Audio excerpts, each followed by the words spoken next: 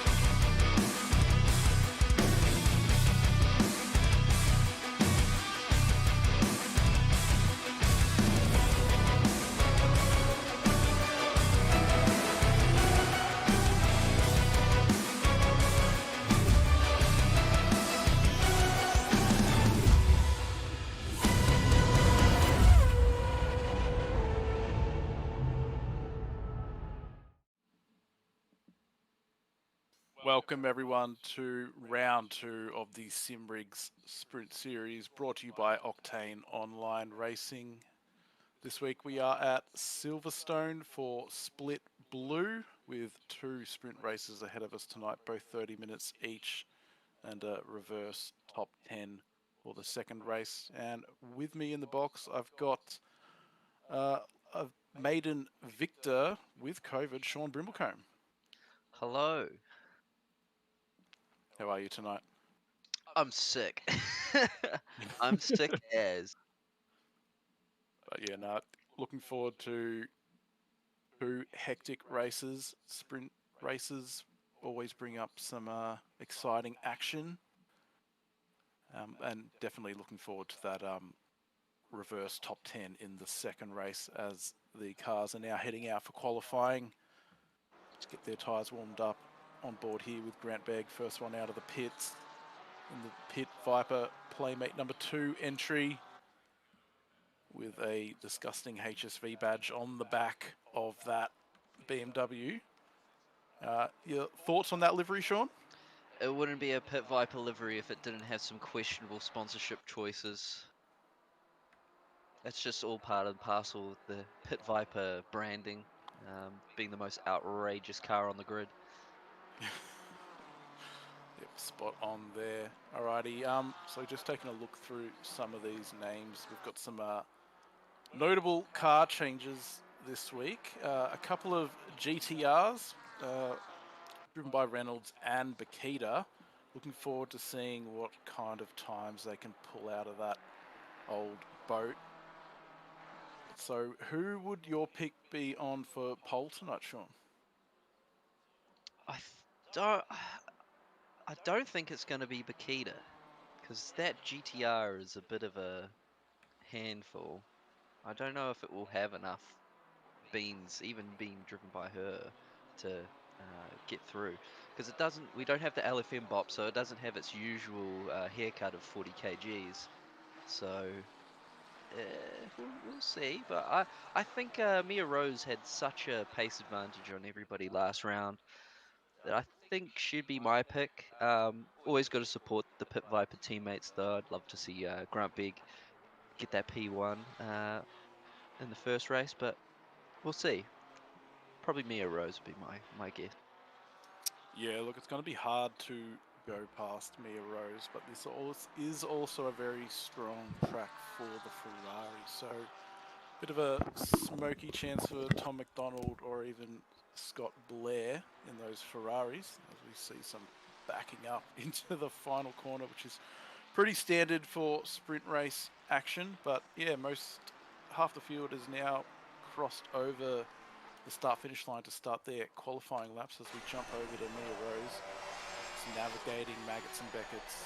Very easy to lose the rear end of the Porsche on entry through here, but looks like she's handled it quite nicely, showing the power nice and early, chasing down Grant as a carrot.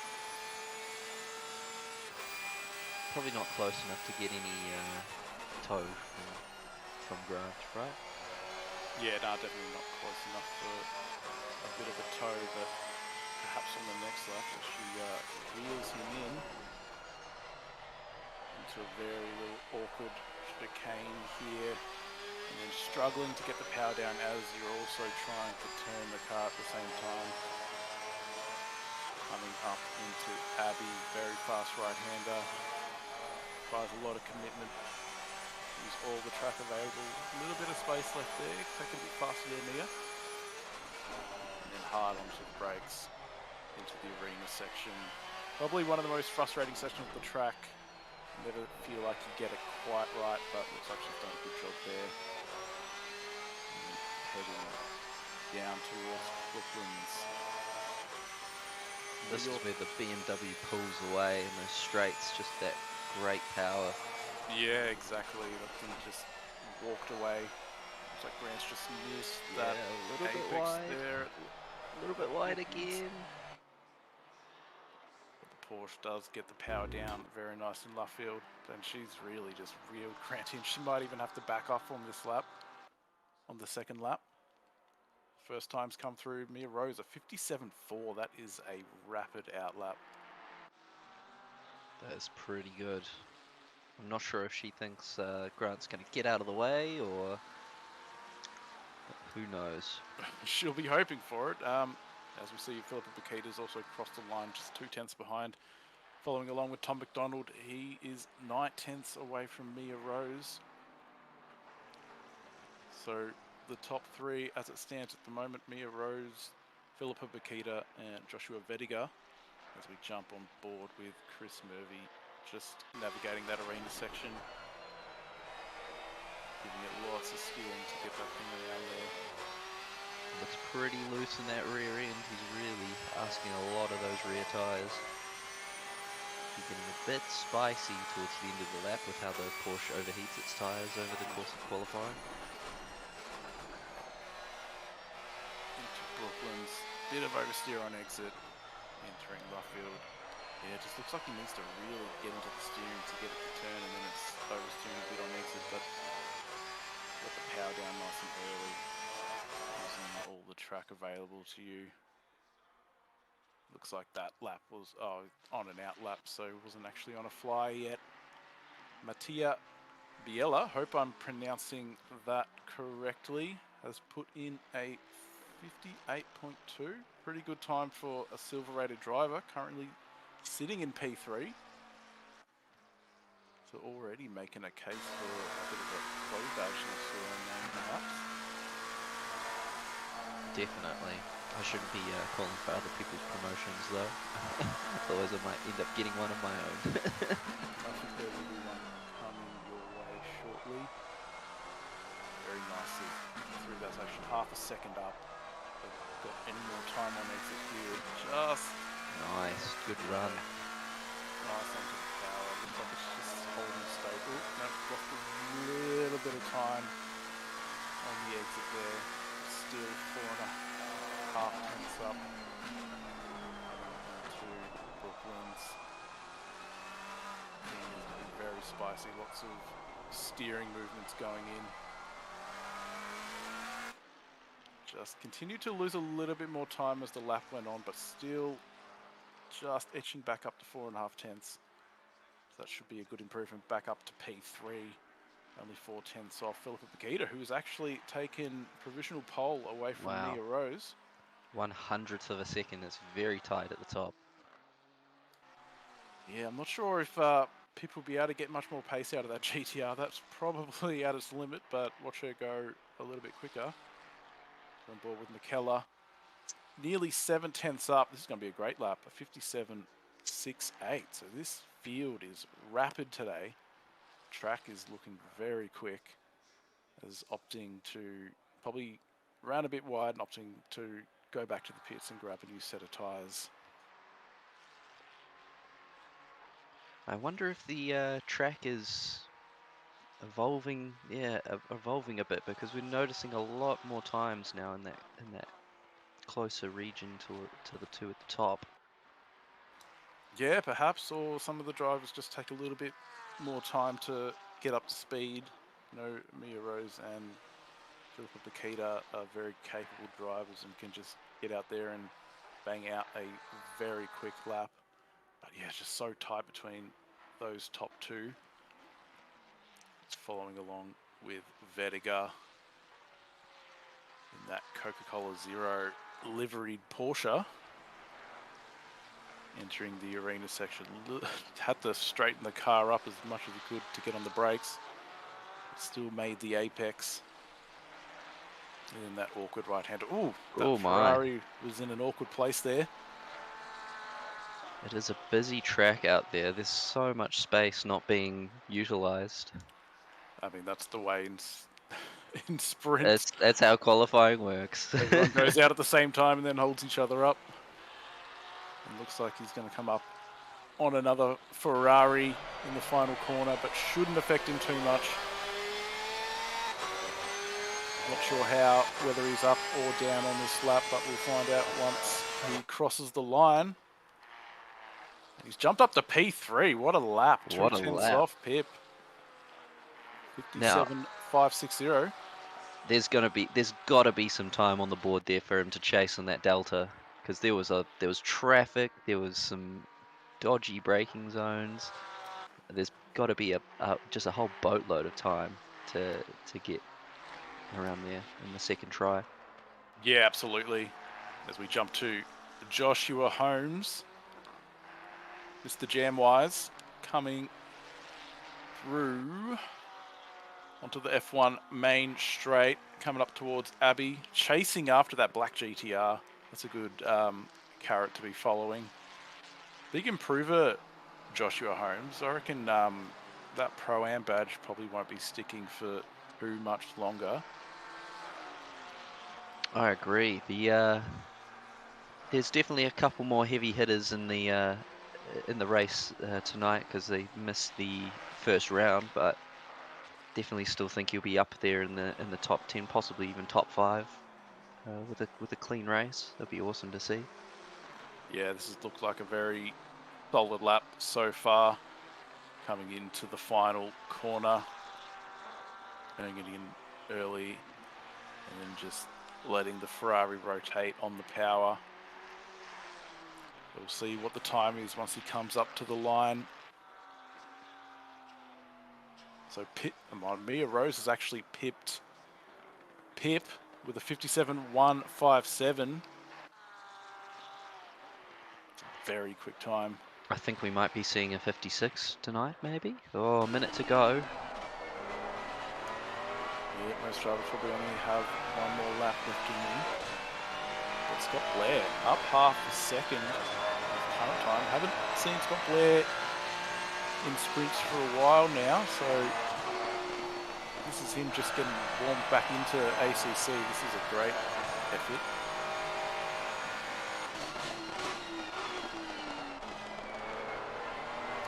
Just taking a little bit of that curve. That's knocked off about a 10th off this lap, but he's found, went a bit too hot into there, lost that extra 10th that he found. But still just under half a second up. It should pop him into the top 5 at least, I'd say. Definitely will be pretty darn close. As it comes through the last couple of corners. Just got to get that power down nice and smooth and get a good run. Ooh, he's gotten a bit late on the power. Oh, But and he's getting it. found a bunch of time on exit there. Wow, that is Ferrari turbo lag for you. Up to P4. What a lap. Well done. And Mia Rose has found another 3/10 somewhere. So if she doesn't bottle this final corner, this will be a 56. Bit of a slide there. Just lost a little bit. It's going to probably lose a bit of time up to the line, but should just squeak into the 56s. 56.9. 56.9. Wow. Well done. Well done, Mia Rose.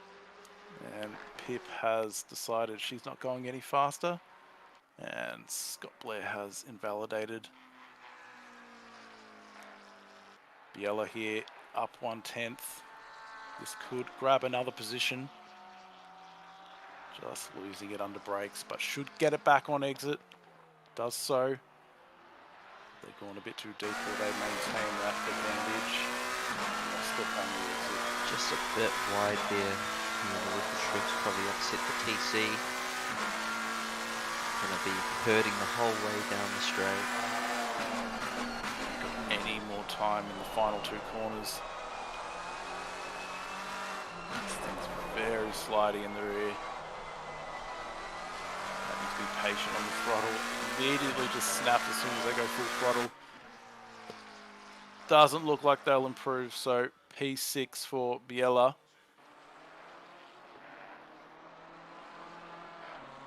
As we cross over to Zuhali. 4/10 up. That's going to be a big improvement if they can maintain this through the final 2 corners. Found another 10th through Brooklands. Can they maintain that with exit on Luffield? Just lost that extra 10th that they found. Just a bit, yeah. That's going to be a big improvement though. Still coming across the line. P3. Wow. That's That's a great really qualifying session, yeah. A lot tighter than I was expecting. good. With 2 of those GTRs in the top 10. That's pretty awesome. And the Kunos Bop still working pretty reasonably well with 4 different manufacturers in the top 5, 2 Porsches, but yeah, not what you'd really expect from the McLaren meta days of old, even though it is still extremely strong.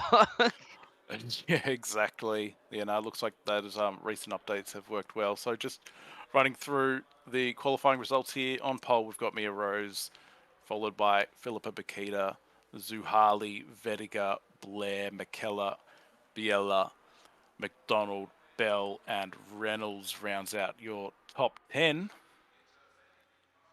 As we just jump down to the grid, we can get a look at some of these liveries. I can tell Pip has put a lot of time and effort into that GTR.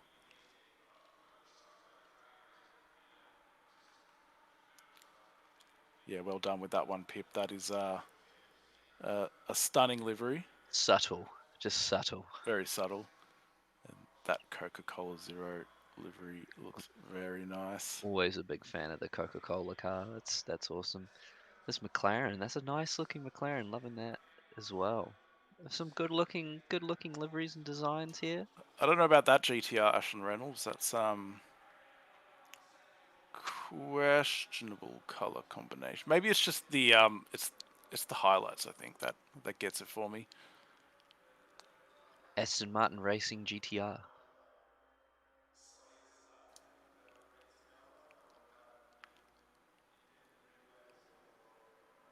The Ansett Porsche. It's a very nice livery, actually. Rest in peace, Ansett. Followed by a couple of golden Ferraris. Mull's not happy with that one. Taco Bell Ferrari. That Valvoline livery. Oh, look at that. That is. Yes, Taco Bell. And the Valvoline. Yep. Valvoline. And there we go. The Mountain Dew Porsche. Very nice. Another Coca-Cola Ferrari. And then back to the the template Porsche. Oh yeah, that's all right. That's very nice. Some good liveries and split blue. Yeah, no, great work, Split Blue. These yeah, some top liveries. What's on the bottom of that OES? Merc. No, the bottom. Oh, never mind. Anyway, countdown timer is just about to tick down to 0, and the drivers will start their warm-up lap. Pip just getting those rear tyres warmed up. So what do you reckon we'll see a bit of action in this one? Only 30 minutes to make your moves. Any curses to hand out for this race, Sean? Well, yeah, I've got a couple. Got a couple to hand out. Give one to the main man, Jamwise. He's 1 position away from that coveted real winning spot, P10 for first place in the reverse grid race. So there'll be some good racing around that around that top 10 area, bottom of the top 10. People will be racing hard to try and get in to capitalize on the new rules for this race. Definitely think the front's going to be a bit spicy because we've got the Porsche, which is really good out of the corners at the start, and then you have the Nissan GTR with the new buffed motor. They've added more boost into a motor with already probably enough boost to push about 2 GTRs worth of car. So it'll be interesting to see if the Porsche will be able to defend against all that power from Bakita behind.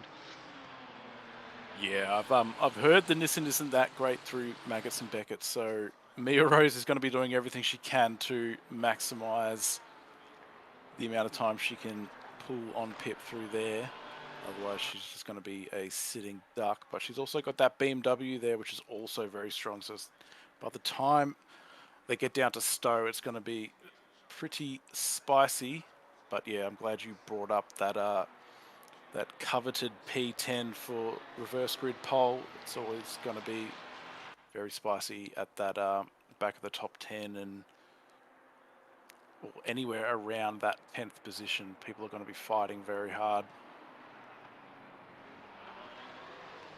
Definitely think the the Ferraris shouldn't be discounted as well. They're really good race cars around here, just because they've got such good fuel economy. They've allowed just that little bit less weight over the course of the whole race really helps keep the tires in good nick.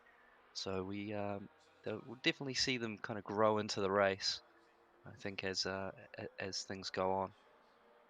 Yeah, tyre wear definitely goes in Ferrari's favour as the cars are lining up in double file as we are rounding the last two corners to start the race. Coming into the final corner now. Always when the heart rate starts to pick up. We've got Connor in chat just chanting for the GTR, willing it to win. I reckon Pip will get a great jump here. There's a bit of a gap there between P2 and P3, just sort of lagging behind a little bit. Really got to close that one up as we're coming towards the line, waiting for that green flag. Always a bit delayed here at Silverstone. Green light, go, go, go. And green flag, looks like we're away. Equal getaway for the two leaders. Bit of contact back there. Oh is that no! the big accident. It's a big accident. That'll be a safety car. Jake McKellar, yeah, got tagged by that Porsche, but nice and clean up the front at least. Lots of yellow and white. Have we called it a safety car? Yep. Looks like we called it a safety car. they're cruising. Yeah, that was a pretty mammoth one. And to be expected on these sprint races, everyone's always a little bit more eager to try and pick up cheap positions at the start of the race. As we'll just wait for a replay to be queued up so we can get a better idea of what happened there. But it looked like, I think it might have been the Porsche of Layla Bell into the back of Layla Bell. to the back of McKellar's Ferrari, which kicked it all off. And it looks like at the end of the whole off there was a bit of some bad rejoins, maybe just losing it on the grass, trying to keep the car in the right direction or something. But yeah, it's definitely going to be a few people out of position, needing some repairs after that. There's some big hits. Yeah, it's so easy when you're in the thick of the start and you end up getting spun and you immediately just go straight for the throttles. Just got to remember to hold your brakes, wait for all the chaos to clear before you attempt to rejoin the track. As we jump over to a replay, looking at Layla Bell. It looks like there's just a bit of awkwardness that Ferrari on the outside there got a great launch. And then, yeah, Layla Bell just probably didn't realize how slow that McKellar's Ferrari was going into that corner.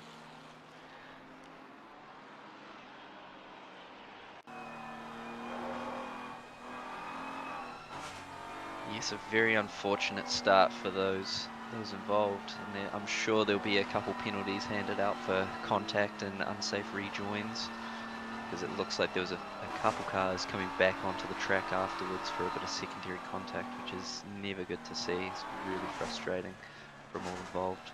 It's so easy to hold your brakes, but it's also so easy to forget, because you're in the moment and just had this big hit of adrenaline with the start of the race. They should be going green after this corner, and Mia Rose will hold them all up until she is ready to go, holding that 80 k's an hour.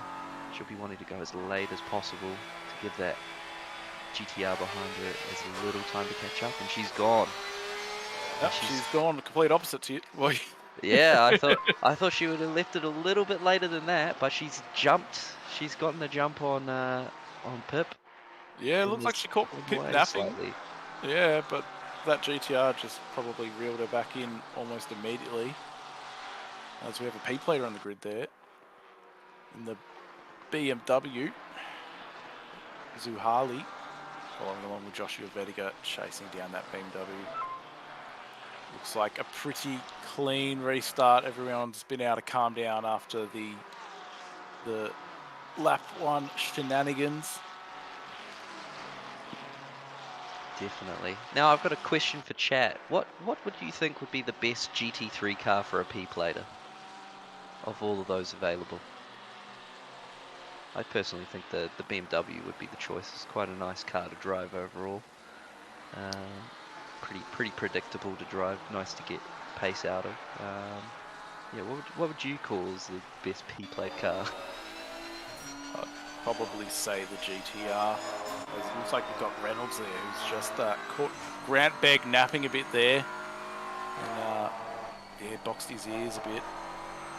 So Grant's going to be looking forward trying to get that position back off Ashland Reynolds. As Paddy Oliver has gone very deep. Had to take evasive action not to hit the back of Grant Begg there.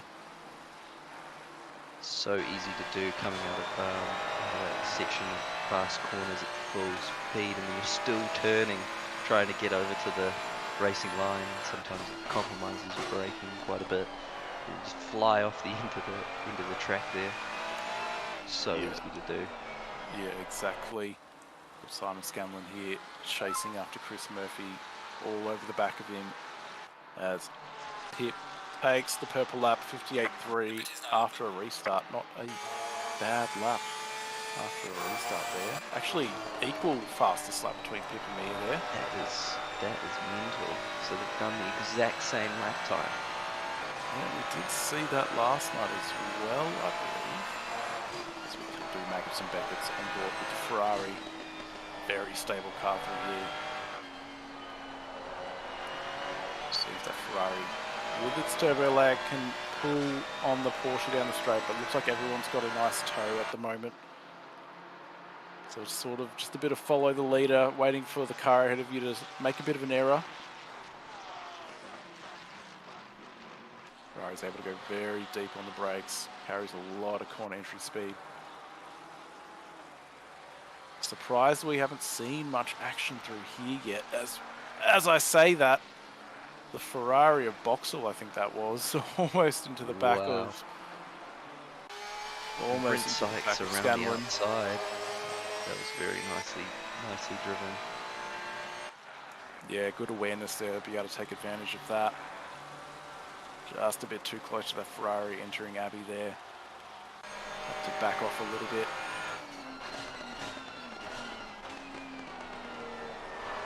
Lee Perkins just showing the nose, trying to make them defend, but just not quite close enough yet to garner any sort of reaction. Maybe after the straight, but everybody's got that toe, so it really neutralizes the race a little bit. Yeah, it looks like the head of that queue is Grant Begg, who's just picked up. It's like 10 seconds penalties. Mia Rose just smashes in a 57.6, if you don't mind.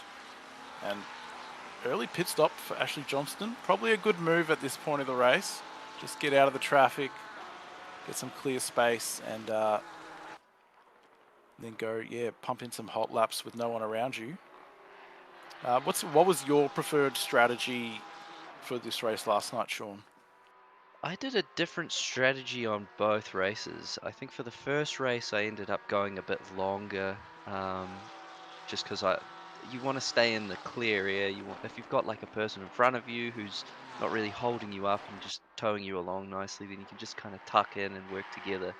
But as soon as you start getting into a battle pack, you just want to pit. So in the first race, I stayed out a bit longer just because I wasn't really fighting anybody around me. I managed to find a nice bubble.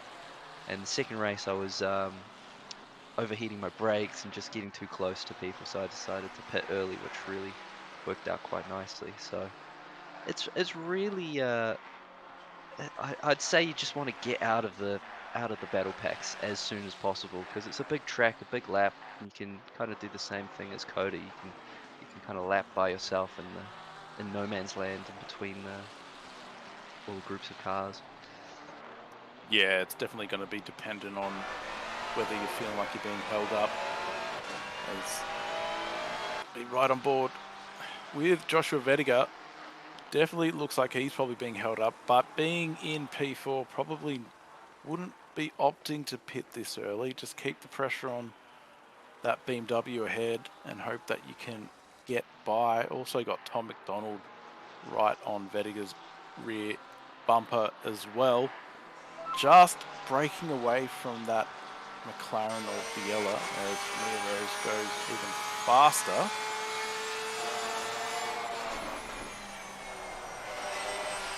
She's been very stable through turn one there in the dirty air of that BMW. It's going to be very hard to overtake that BMW with how good it is in a straight line. As long as you keep the car in the right places and don't make any mistakes. Really just got to wait for that mistake or just try and force the issue by getting alongside or something. Because, yeah, they're strong in completely opposite parts of the track. The BMW's got that great straight line speed and great, pretty decent corner exit. Obviously the Porsche is the Porsche and it's probably the best corner exit out of most cars in the game. I mean, it's got the advantage through the corners. But also just having that dirty air.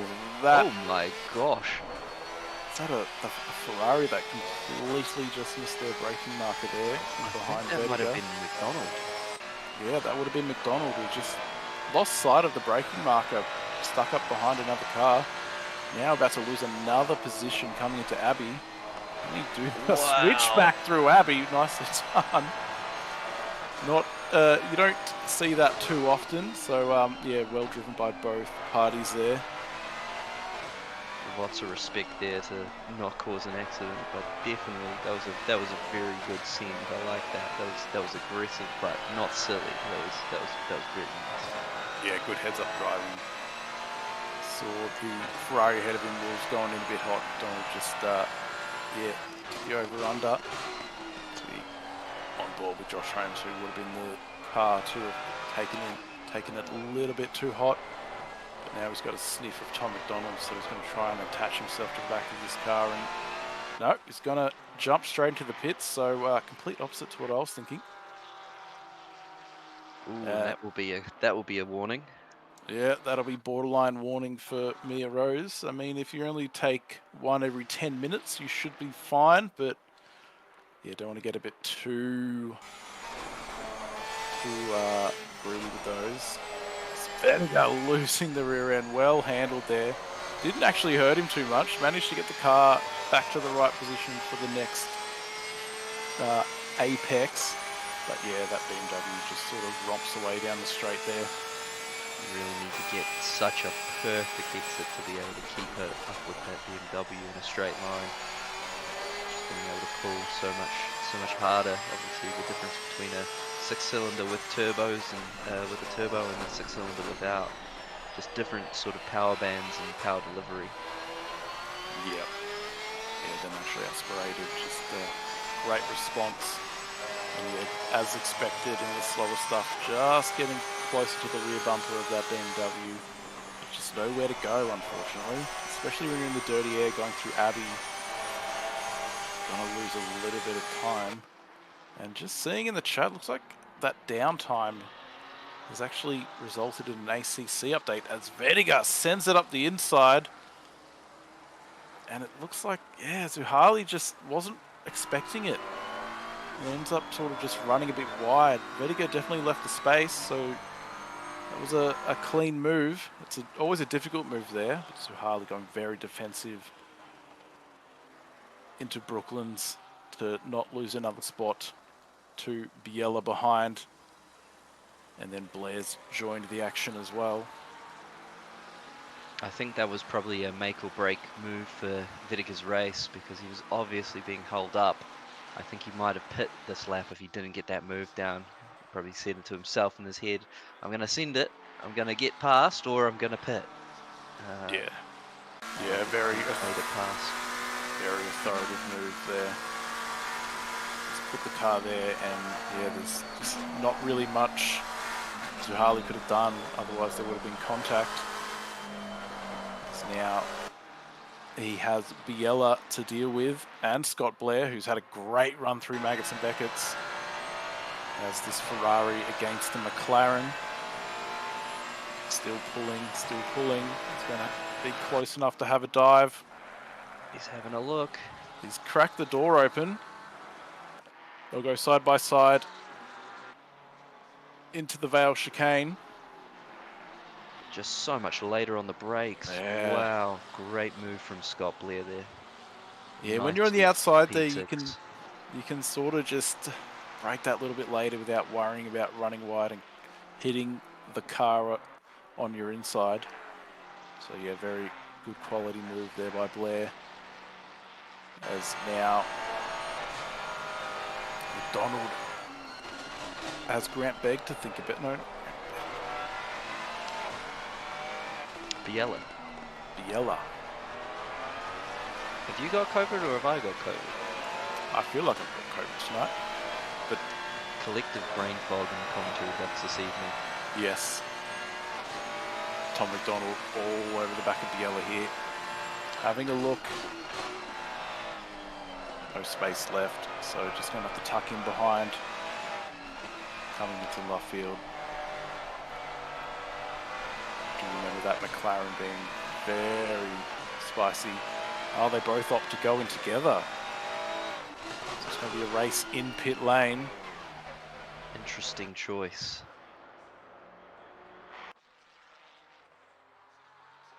We are halfway Back through with our pit lonely orient. leaders. 2-second gap between Rose and Bakita at the moment. That GTR definitely faster than previous updates, but just not quite quick enough to keep up with Mia Rose and that Porsche at the moment. Yeah, it's going to be interesting. Mia Rose has definitely just stretched that gap out, but as the stint goes on, it's going to be interesting to see whether or not Pip can bring that gap back in once the tyres on that Porsche start to go off. But I'm sure someone with the quality of Mia Rose should be fine, as we are with Joshua Holmes here just watching a rejoin. Now this is the first of the people who've done their mandatory pit stops, so not technically the lead of the race, but definitely the lead of those who have pitted so far, I think. Yeah, it looks like Tom McDonald's just been able to hold on to that position in front of Joshua Holmes. So Tom McDonald currently, yeah, at the head of that snake of the cars that have pitted.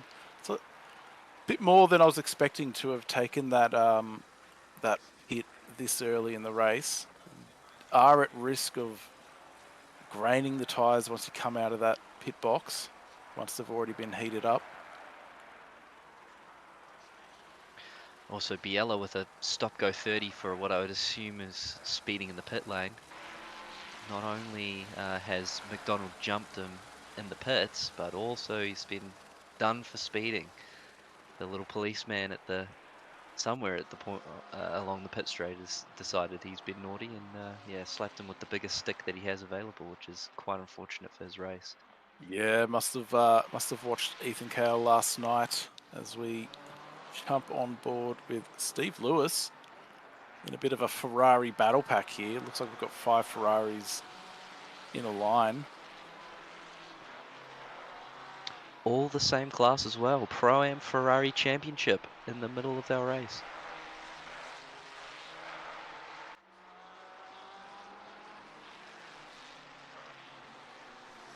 Yeah, this will be a fun little battle pack to be a part of. All have made their stop. Scott Blair on his way out of the pits. Where is he in relation to Tom McDonald? Looks like he's actually been able to increase that gap out a bit. So he must have had a better pit stop than Tom McDonald. Very tidy. It's another little train of Ferraris. Yep, these Ferraris are everywhere at the moment. It's a little disgusting.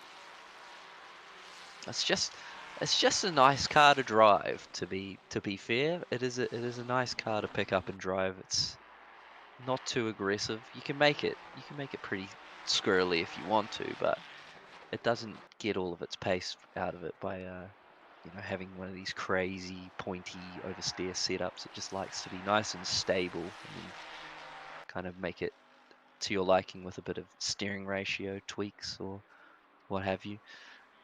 Just a solid race car all round. Not a great qualifying car. It's never really top of the timing sheets in qualifying, but during a race, just that being nice on its tyres and drinking about a thimble of fuel a lap just makes for a nice racing experience. Yeah, they are very difficult to race with. Jump on board with Chad Pethybridge. Looks like he's had a bit of a hit in the rear end there. Chasing after Lorenz. As Grant Beggar's in the pit stop, and he'll have to serve that 10-second penalty, so that will drop him down the order a bit. Stevenson finally leaves the pits where that leaves him, as Chad running very wide through turn 1. He's actually got a run. He's decided I'll take the track warning just to get me a little bit closer to this Mercedes. Just using up that speed token. They are there to be used.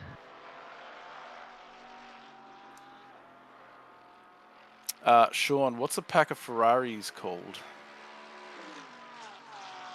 I don't know, Brad. What is a pack of Ferraris called? I have no idea. We've just been asked that in chat, but I do not know the answer and probably don't want to guess what the answer is. We might get ourselves cancelled. Jumping over to Ashley Johnston, currently in P15.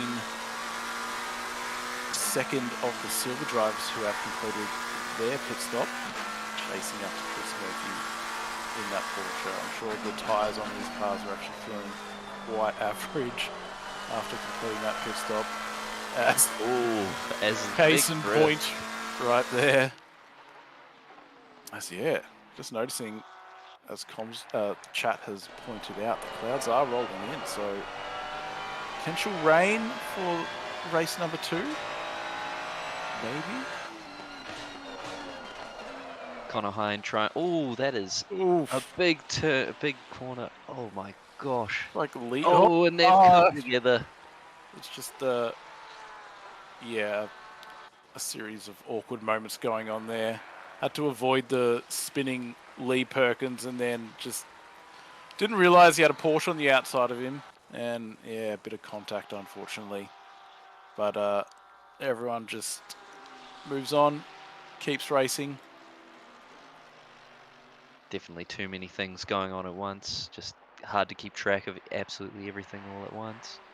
Especially if you've got a spotter blaring in your ear. Sometimes it just doesn't hit home quite what's going on. As we get back to our pack of Ferraris that we don't know what they're called. Looking in chat, I haven't seen the answer. It sounded like the start of a joke. As T-Mac's looking for the move into Maggots and Beckett's, but thinks better of it. Yeah, T-Mac looks like wants to get the hammer down and start forging forwards. These guys looking to solidify their position on those that haven't pitted yet. They're all pushing very hard at the moment. And this is the battle for that coveted P10. It looks like Holmes is the P10 bubble is at the moment, and that's where you want to be. Get that awesome pole position for the second race. Yeah, it's going to be interesting to see who's in P10 once these pit stops finalise. Because I'm sure a few of these cars will jump up the order, and it could be someone like Reynolds who's may appear in P10. I think you'll be. I think Don McDonald sends it down the inside. Not much space left there by Blair, but it looks like Blair's just taken that position back. So continue on. Everyone staying in the same positions, but yeah, just maybe a little bit too much of a send from Tom McDonald there. But going to have another crack around the outside. More contact made there. And that's opened the door for Joshua Holmes to go around the outside of Tom McDonald through the final corner. Doesn't have the grip out there and has to slot back in behind Tom McDonald. Definitely some hard racing here. I'm not sure what the stewards will think about it, but obviously it's all been pretty superficial contact so far. So they all going a bit wide as their tyres are probably in the stages of being very unhappy, going through that 20-25 minute mark is usually when most cars start getting a bit upset with their tires as they go through those phases. So there'll be a lot of spicy lines. Because I think Scott Blair just missed that whole corner completely. And McDonald's got a massive run going for the outside to be on the inside for the next corner. Another touch. These two aren't giving each other much room. It's all just been a little bit of door banging side by side. Luckily, no one's had any serious Kunos physics and sent them off the track entirely. But just looks like most of the pit stops have sorted themselves out now. I can't see Mia Rose or Philippa Bakita dropping back out of those top two positions. So currently, Johnston sitting in P10 for that provisional pole for the next race with no one around him. So he'll just be cruising home. But yeah, back to this battle. These boys are fighting hard for P4, 5 and 6. Looks like Scott Blair's had a great run through the arena section. It's just gapped on McDonald by about 6/10. Still 5 minutes of battling to go. Should see Philippa Bakita. Has she gone around again? Does she not know that she has to complete the pit stop within the mandatory window? She's missed it. She's missed it. Or That's did going- she that's going to be pit a 90 and second. Did she forget her fuel? Maybe. No, she hasn't. She hasn't pitted. she hasn't been in yet? So She's going through Vale right now. yeah, That's Tom McDonald gets a 5-second penalty for collision. The stewards. is Pip trying to build a 1 minute 30-second gap to P10? Perhaps I'm not sure how this is going to work, but anyway, she's missed that pit stop, so she's just going to have to run run to the end now and accept that penalty at the end.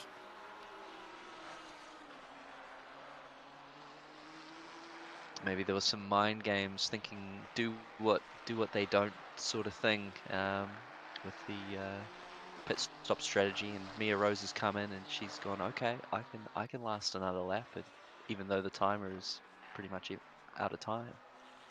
Yeah, a very interesting strategy she's taken, but looks like Tom McDonald has actually picked up a 5-second penalty, probably for some of that contact with Scott Blair. The stewards looking at it, thinking, okay, that was just a little bit too far over the line, got to rein it in a little bit. And then coming back through the arena section, Tom McDonald just closing that gap back up to Scott Blair. Doesn't get quite as good a run as Blair out of the arena section, coming up to Brooklands. Too far back to be able to take a move. Still a couple of laps left to have a crack. I'm actually quite interested to know how far in front of Pip, how far Pip is in front of P10 at the moment, or how far that'll drop her back. Well, she's looking at the track map, she's just coming into Vale now, and Mia Rose is at Maggots and Beckett's. So I think Mia Rose will get to the timing line for Sector 2 before Pip gets to the timing line for Sector 3. So we should get a live readout very shortly. 30 seconds. Definitely not enough to... I think it's about 2-minute penalty. 130 seconds from Alex Jaime. Off the track. Not sure what happened there, but yeah, jumping back to Tom McDonald, who has just seems like they've either had someone attacking them or they've been on the attack all race long.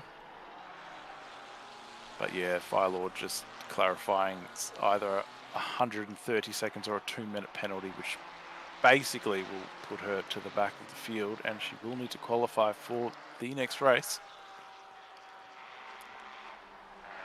That is a massive, massive mistake. Oh, and Josh Holmes. He's gone. He's had a bit of a moment at Abby there. Probably just, yeah, hitting the grass on the exit, and the things just said, no thank you. We're taking a visit to the sandpit. Yeah, just understeered, touched the grass, and that's the second one in 2 nights that has done that. Final lap now. As jumping back to, Pip's just doing drifts now.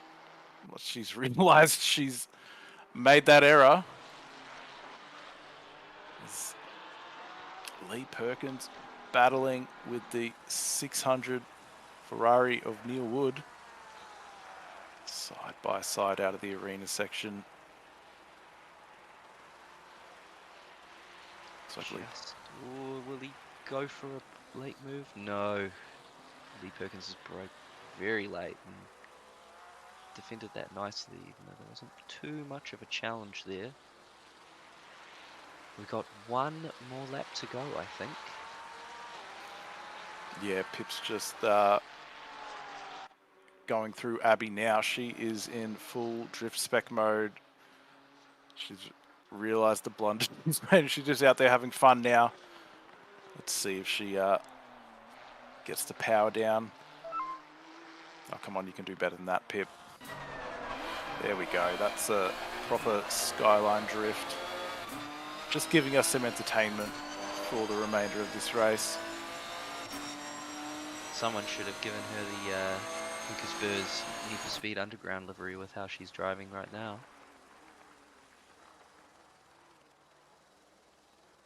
Oh, that is very nice.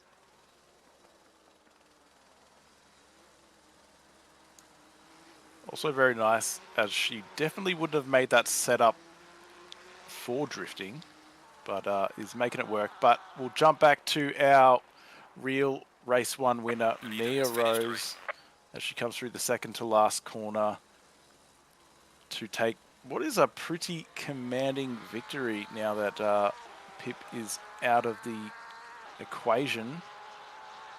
Almost 12 seconds back to Joshua Vettiger. So what a win for Mia Rose. And Joshua Vettiger bringing it home in what will be P2. And that battle pack between Scott Blair and Tom McDonald ended up fighting for the final spot on the podium. So Scott Blair bringing home P3, Tom McDonald in P4. Simon Scanlon bringing that Team Spidey Ferrari home. Joshua Holmes only dropping back to 9th position, so not too bad. And actually, Chris Murphy, looks like Chris Murphy will be in P10 and will be starting, yeah, from that top spot in race 2. Definitely a great place to be. Makes the race a lot easier if you've got a clear track in front of you to just send it and try your best as the other crazy drivers behind try and catch you, because no doubt Philippa Bakita and Mia Rose will be trying their best to get back up to the pointy end again. As we saw Appreciato not appreciating their race there. And Thomas Frust, can you help me out with that one? Frustuk? Bring it home in P24, and Boxall bring it home in P25, as it looks like Pip, yeah, ending up in P26 after that one. As, yeah, we jumped straight into qualifying 2, but we'll just, yep, P26, 130 seconds. We'll just quickly run through the results of race 1. Mia Rose, Joshua Vettiger, Scott Blair taking out the overall top 3.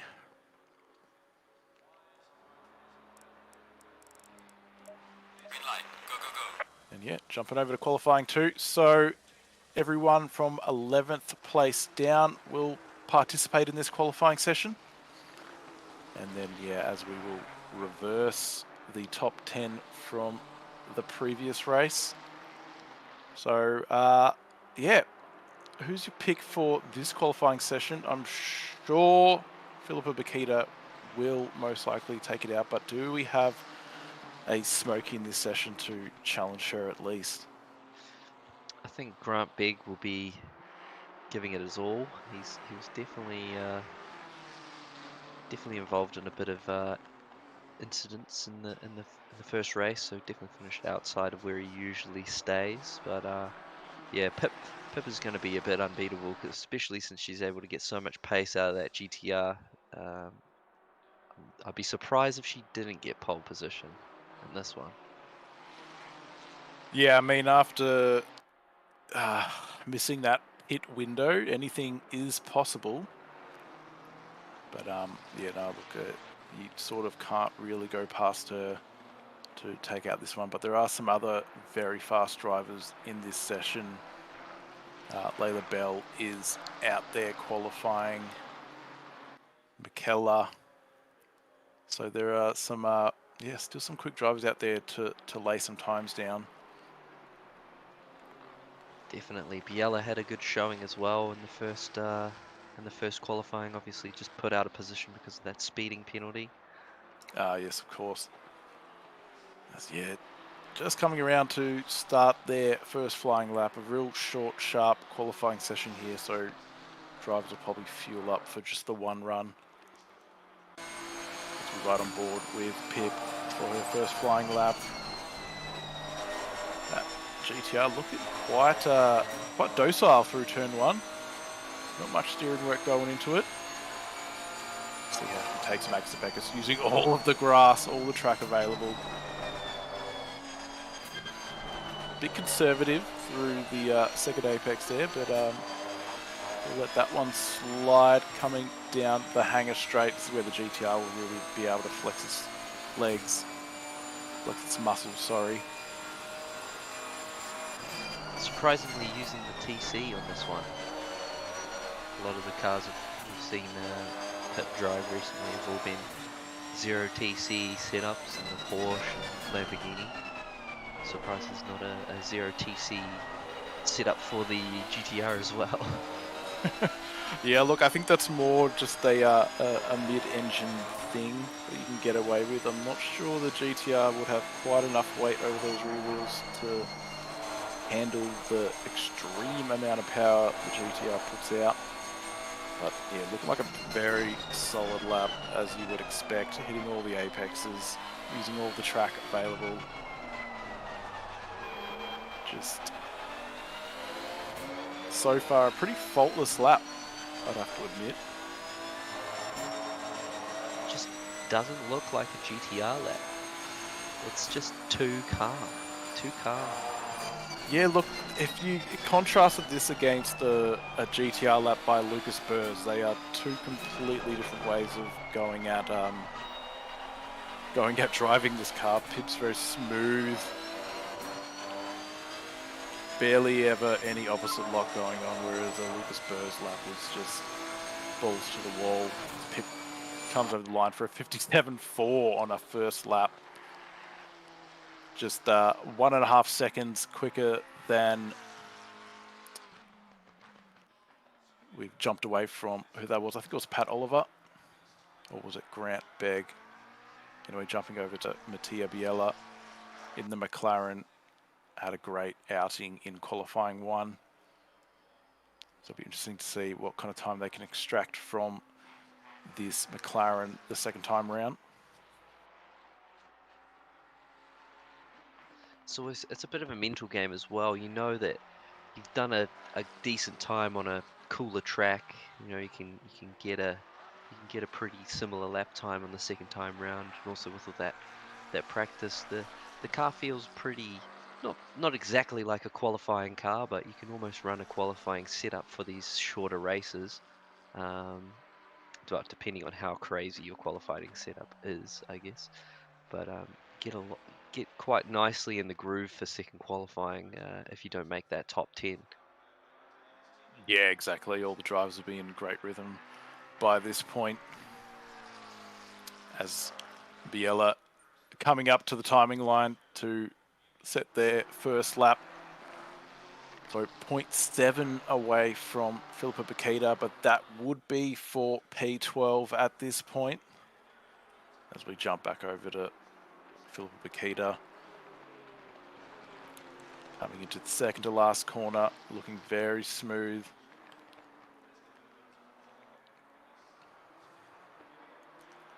She's only 3/10 up. It's only looking for a 57.1 at this point.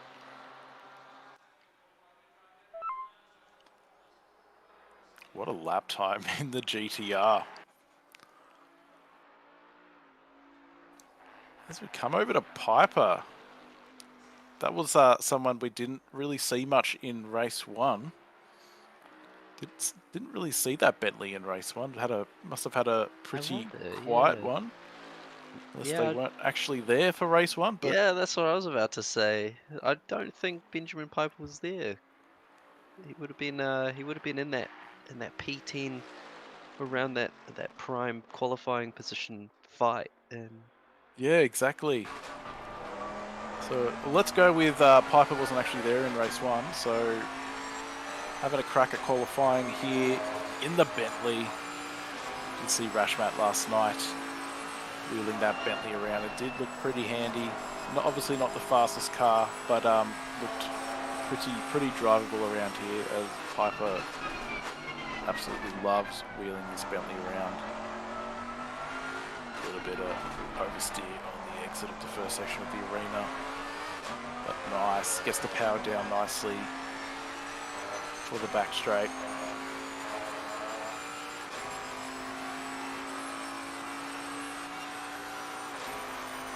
Yeah, we just get confirmation from Firelord that Piper was actually in the chat for race one, so he was watching along, but not quite racing.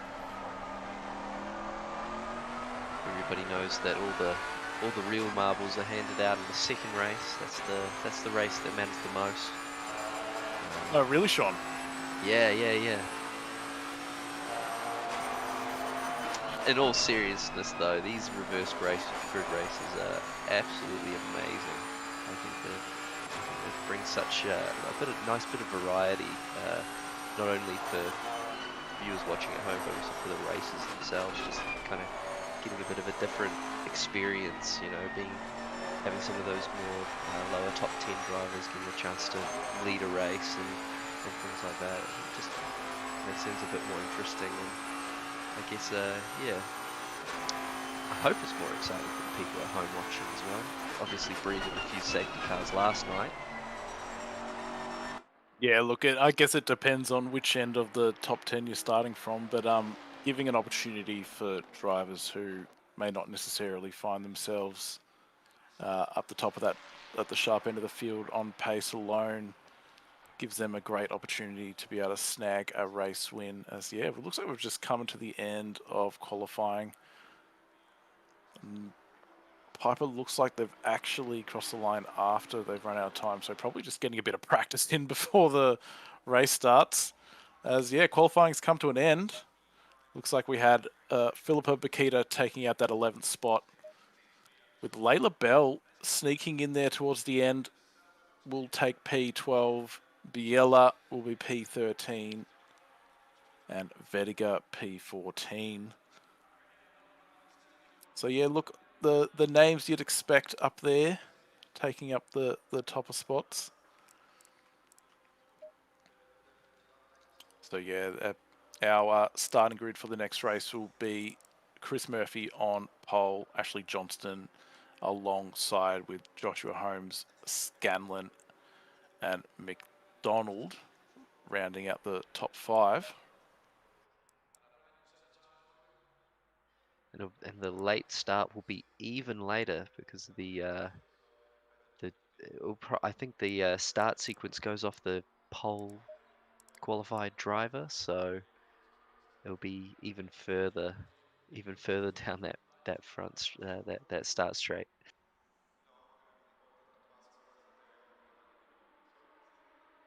Yes, exactly. Always a delayed start on these reverse grid races. And yeah, no, just getting confirmation from Firelord that Pip actually just completely forgot she was meant to do a mandatory pit stop and take that 1 litre of fuel. There was lots of discussion about it in the sprint chat room. So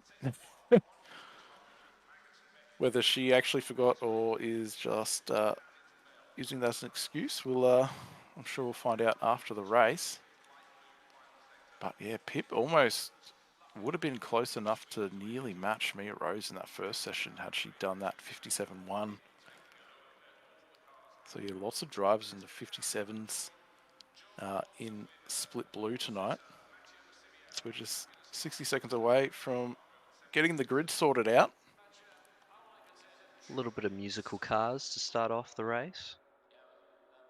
Yeah, for those of you that don't race in Octane Online Racing, we do have live stewarding, and we manually set up these reverse grid races. So the race director will call out the top 10 30 to seconds. take their positions on the grid, and then the rest of the grid will roll away once the 20 seconds. once the timer has counted down. And if you're not racing in OOR already, you should get involved. Sprint Series, 10 Duo seconds. Series starting soon. We've got endurance events and also the Academy Series if you're new to the game. Just come and get amongst it and get racing. It's the easiest way to have some fun. Seems a bit scary at first with all the streams and top drivers doing scary times, but no matter what your pace level, there'll be somebody to race here. Yeah, there's always someone at your skill level or pace level to race against. And the best way to get faster is to get racing, as looks like Chris Murphy and actually Johnston are just deciding to drive away. They're usually meant to stop at the start of T1, but they've decided, see you later, we're out of here. As yeah, the race director will be calling out the top 10 to take their positions, and then the rest of the grid will follow along to begin the warm-up lap.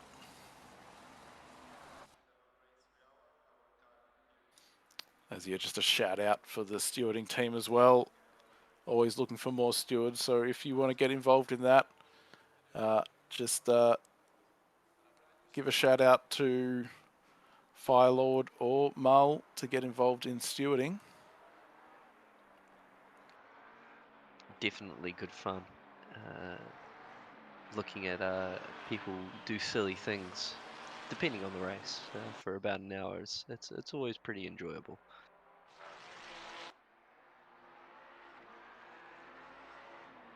All right, so yeah. Oh, Chris Murphy Oh my gosh! just looking to warm those tires up on the outlap has just bottled it into the wall. Not how you'd want to start your race, I don't think. I was gonna actually just say Chris Murphy's in a great spot to be able to try and get away early and yeah, get an early lead away and try and stay out of trouble and take this one. But he's yeah, done me a little bit dirty there. That is not the optimal line, I would say. Trying to give Ethan Cale a run for his money on worse race.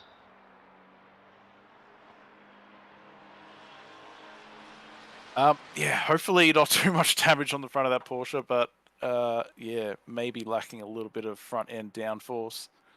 At least it's not at the rear.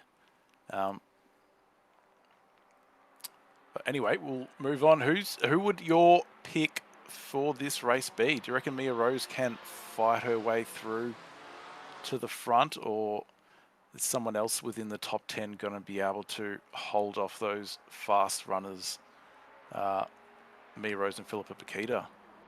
I think Johnson will have a pretty good go at. Oh my gosh. Chris Murphy with a stop-go 8 penalty for impersonating Romain Grosjean. Thank you, race control. That's a bit unfortunate. Yeah, I think Johnston will be in a pretty good position. That Porsche is going to have compromised aero through Maggots and Beckett's, so we'll probably see a run coming into Stowe, I think it is. Possibly one of the Ferraris in the second row as well. They're all kind of in a prime position to to lead the race after the first few corners. Yeah, and we've also got Tom McDonald and Ashland Reynolds. And Joshua Holmes on the second row there. It showed some good speed. Just needs to try and be a bit more consistent in this one. But yeah, this is going to be a banger of a race. Reverse grids always bring up a bit of action. Expecting a safety car on the first lap for this one as the drivers come in towards the start-finish line. It's going to be a bit of a delayed start for this one. Just waiting for that green flag. Green light, green light. Go, go, Looks go. like we're off. And a great jump for Tom McDonald, but nowhere to go as he's actually tagged Simon Scanlon there. And that's collected Mia Rose in that on camera too there as well. And that's allowed the top three to just jump away. Ashley Johnston, Joshua Holmes, and Chris Murphy have all just scampered away from the pack. Not sure if we've had a safety car called. Only a few cars caught up in that one. But it looks like the rest of the field is sorting themselves out. Bit of three wide going through Magus and Backus towards the back there. But the front three's just rocketed away. Benjamin Piper getting involved. I saw a bit of three wide going through there, so Benjamin Piper must have been involved in that. Side by side for Brustruck and Appreciato. It's back to Scott Blair and Philippa Bakita. Philippa Bakita able to jump all the way up to P6 from P11. So she's had a great start being able to take advantage of a bit of chaos at the start of that race. But Chris Murphy able to maintain that P1 so far, even with the compromised front aero. That is very surprising. Obviously, no bent steering or anything like that, otherwise you'd be well down the order. So, just some superficial damage. And I think, oh, is there a safety car? I think that's a safety car. Yeah, everyone's slowed it up. Looks like there's a safety car, so there must have been a bit more action going on back there. That was a very late call if that was for T1. Unless the race director just wanted the field to try and sort themselves out a bit. But yeah, it looks like we've got some yellow flags. Not sure whether that was a result of the safety car. But car 256, I believe that is. Looks like they are parked up at the moment, trying to get themselves back out on track. That's Boxall. So yeah, this won't do that top three that scampered away earlier any favours. Their gap that they built on lap one will just be reduced to 0 again. And that just brings the likes of Vediga, Bakita and Blair back into the fight. Now, how far back has Mia Rose fallen? I can't quite see her on the leaderboard. Unless I'm blind, Sean. I cannot see her either. I think, I would hope she hasn't left the server. There's still all to play for with this safety car. I think we're off racing already. Yeah, we are. Being Yep, looks baited by the by the safety car graphic. Yep, we have been baited by that, and yeah, it looks like we're away. Nope. Just holding 160. Looks like they just picked up the speed. So yeah, Fire Lord just advising. Looks like there's been a lot of carnage throughout the lap. But that's such a great start from P11 to P5 for Bakita. It's very solid. Exactly what she needed after last race's oopsie. So we jump on for a replay. This will be Tom McDonald getting to the back of Simon Scanlon. And then that just kicks it all off. Mia Rose running out of room, trying to avoid it. And then Tom McDonald, almost a bad rejoin, but manages to keep it safe. Yeah, we'll jump on with Piper here to see what happened with Piper. Just gets into the back of the Ferrari there. Everyone manages to hold together. Ah, there we go.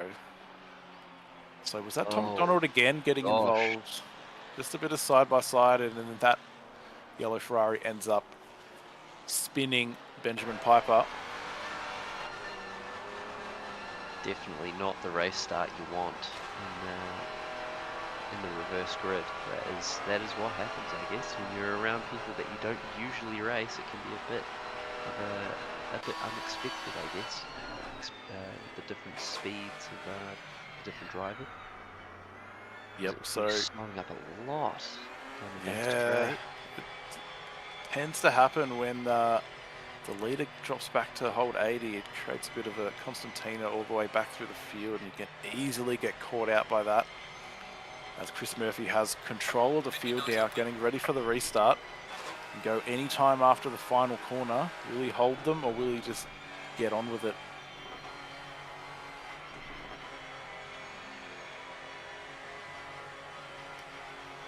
So it looks like he's slowing it up quite a bit. Really wants the pack to back up.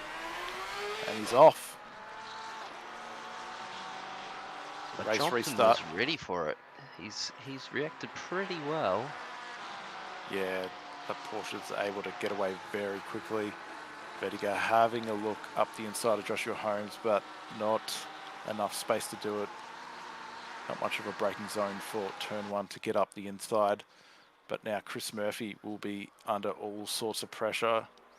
Maybe he's got away with that hit on the wall. There isn't too much damage on the front of that car. But so far, so good. Looking a lot cleaner for this restart.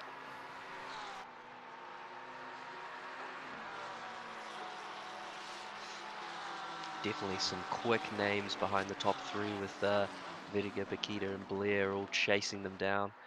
It's going to be interesting to see how long they can hold out for. Yeah, and because the drivers have been driving under safety car conditions, they haven't really used much of the tyre yet. So I wonder if some of these faster drivers may just nip into the pits to get that mandatory pit stop done nice and early, and then go out there and get some clean air. Definitely a good idea.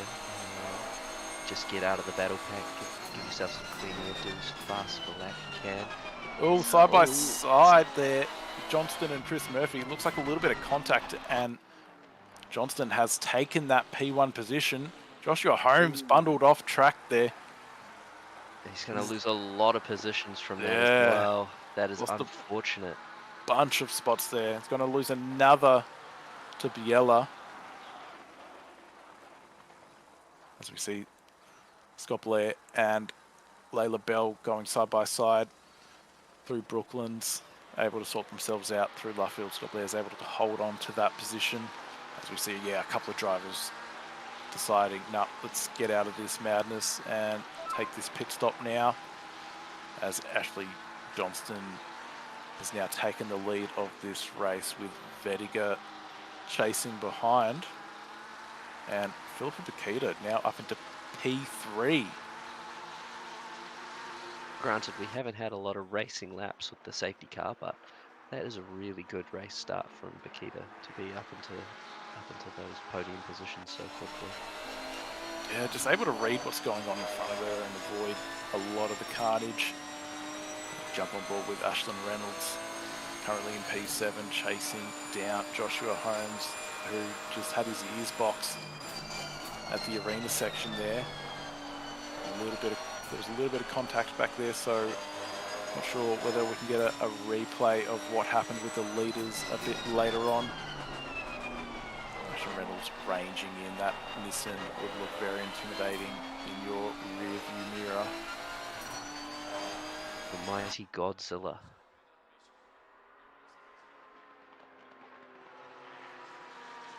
And yeah, it looks like everyone's sort of settling down now. Usually the action kicks off again as we enter the arena section. Bit of side-by-side under brakes there. Pip having a look at Vediga.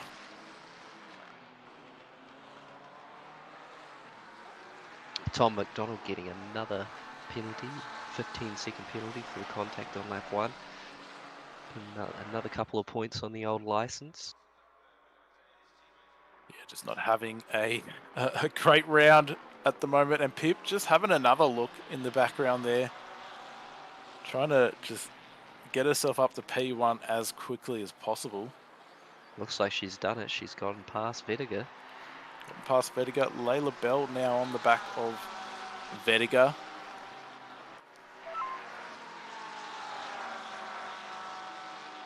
Some good fighting and lots of fastest lap trading as everybody's getting up to speed there. Ooh, that's going to be probably a cut. Oh no, he's lost a position to Yeah, looks Layla like Bell. had a lift off track, so just to avoid getting that track warning, and had to give up that position. As it looks like Fight Lord's pointing out, we've already had a track limits drive through for Neil Wood in the 600 Ferrari, so that has got to be probably one of the fastest drive-throughs I've ever seen at Silverstone. So well done. But now Ashley Johnston is in a world of pain with Philippa Bakita chasing him down. That's not someone you want to see in the rearview mirror. With the GTR though, you wouldn't be expecting a big dive because the GTR brakes are not that good. I mean, the McLarens aren't too hot as well. Usually how you have to set up these McLarens very quickly. Usually not the best at braking. So probably need to get a good run down the hangar straight, I think would be my guess. And it's just going to send it up in the arena section. Yeah, people definitely be looking to try and take advantage of the straight. But Looking yeah, like a looks good like run. yeah, she's got a great run and just flex that GTR's muscle, but not. Oh, I was thinking she wasn't quite close enough, but just showing the nose to Johnston, but Johnston not blinking, just not defending fresh air, maintaining the racing line, and it's just closing this top 10 back up. As Pip said, nope, I've had enough of this. I'm gonna box. I think that was Biella and Holmes following her in. So the battle pack for this first place is splitting up. We'll see who's got the better strategy, if that early undercut or if it's staying out is going to reap the rewards. Yeah, it's always a risk at this point because you don't want to come out of the pits and grain your tyres up and then you just end up losing more time. But probably a good idea to just take a punt, get some clear air, and hope that you can undercut these guys. As you see, where Scott Blair's going to be in relation to those that have just jumped in for the pits. Going to come out very close with Philippa Bakita here, but looks like Pip has just been able to maintain that position from Scott Blair. Oh, this is unfortunate. The 24 car, I think the yellow as well entered into the big queue of cars behind this little group here. So they'll be fighting to get through the traffic that hasn't pitted yet. Yeah, hadn't Biella jumped into the pits? Was I wrong about that? Or Oh, I thought it was Biella. Maybe they didn't do the 1 liter of fuel because there they are. yeah, Biella followed Pip in. yeah. So it looks like that either hasn't cleared the mandatory or just forgot to add the 1 liter. But unfortunately, they'll have to trundle through the pit lane again to clear that mandatory pit stop. But back That to is Scott Blair. mega unfortunate. Yeah. Who's just trying to keep the pressure on Pip while she gets those tyres warmed up. And Vediger has decided to get out of the queue here. Feels he's got a bit more pace than those two in front. We'll try and keep that undercut. Now, will Vediger be able to jump Philippa Bakita? Because Pip would be a little bit slower coming out of the pits. So that's going to be an interesting one to keep an eye on. But Layla Bell definitely got a lot of pace on Johnston. The car just looks so much more hooked up. Just a lot less of a handful to drive. But Johnson is extracting a decent amount of pace from that McLaren as well. So it's definitely not slow by any means.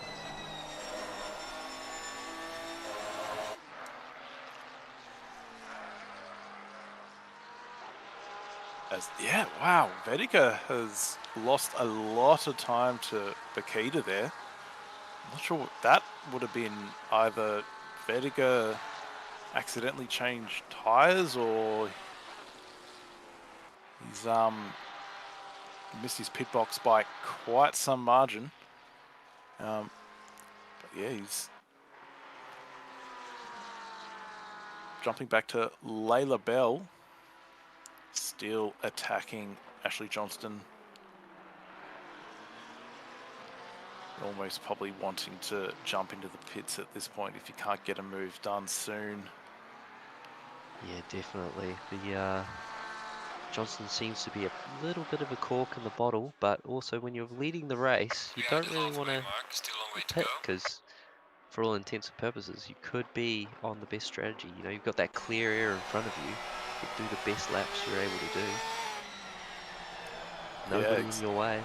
Exactly. But yeah, Johnson just doing the right thing, just running his lines, not defending fresh air. It's up to the car behind to manufacture a pass. So yeah, just keeping his head down and pumping out the laps.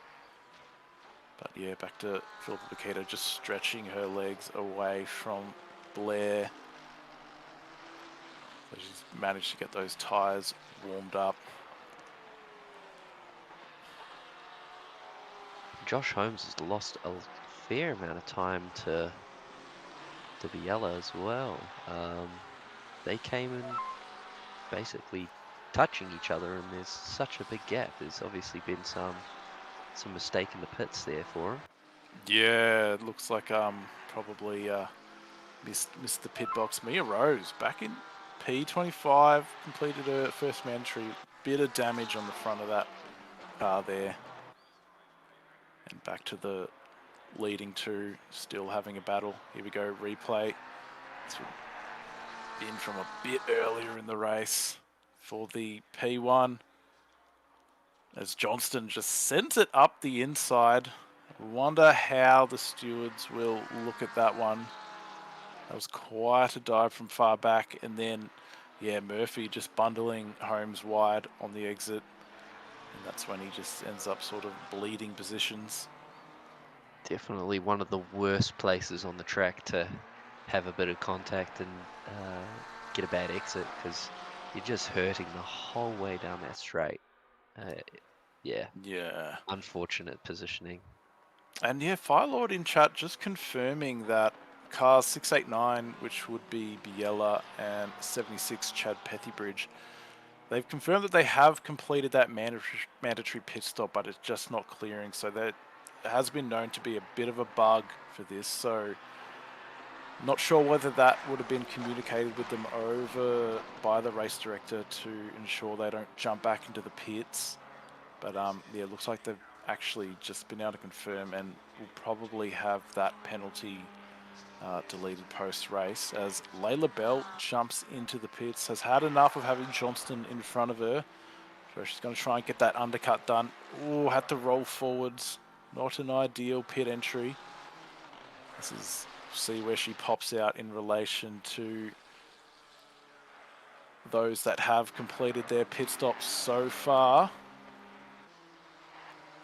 And Mr. Peabody, Glenn Germain, saying Rose's actual position is P13. The game is bugged, and Right. it's not showing up on that scoreboard for some reason.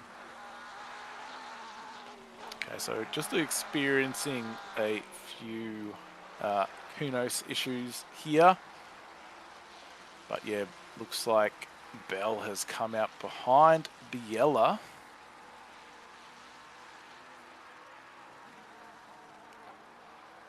So yeah, lost a fair amount of time. He did have to move forward in the pit box a little bit, but yeah, has lost a bit of time to Bakita Blair. There's a three wide. Contact. Josh Holmes just taking the inside line and saying thank you very much. A couple of freebies. Don't mind if I do. And it looks like, oh, if he can get a good run. Yeah, wasn't able to get the power down that smoothly. The BMW of Pat Oliver having to run a little bit wide.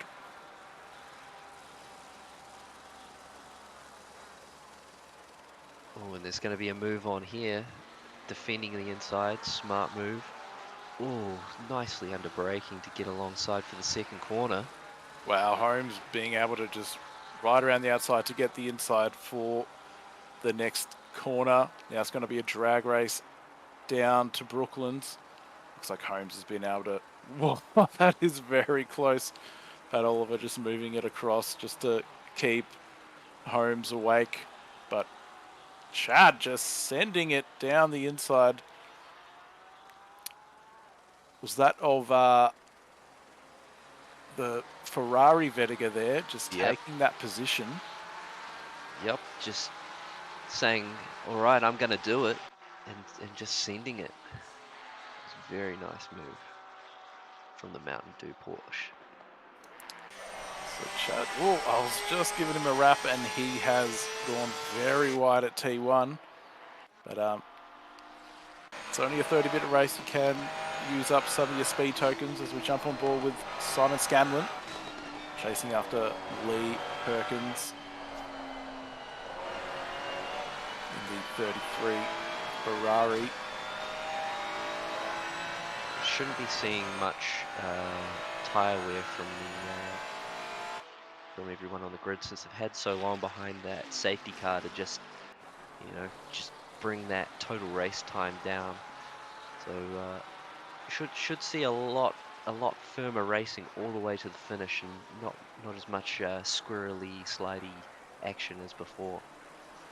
Let's go to a replay of Mia Rose. This would be the lap line contact. Ooh, that's a big one. Yeah, so everyone just getting sort of backed up a bit. Mia Rose into the back of one of the Ferraris, and then just ending up with nowhere to go, straight to the back of the field.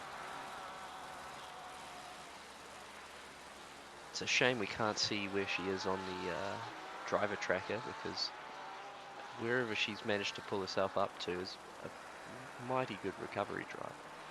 This stuff's about to kick off in front with all the cars going. Oh, Wow. so Ferrari's mowing the Silverstone lawns, which are always in pristine condition. And yeah, Chris Murphy, after starting on pole, down into 19th, probably had to repair that damage, but also has picked up a 10-second penalty for his troubles. That is unfortunate. As yeah, we're on board with Lorenz there.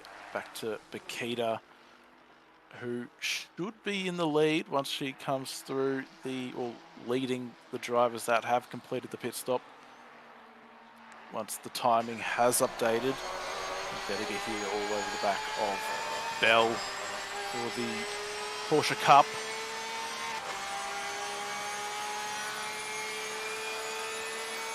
It's always a great race, racing somebody in the same car as you, because some serious bragging rights.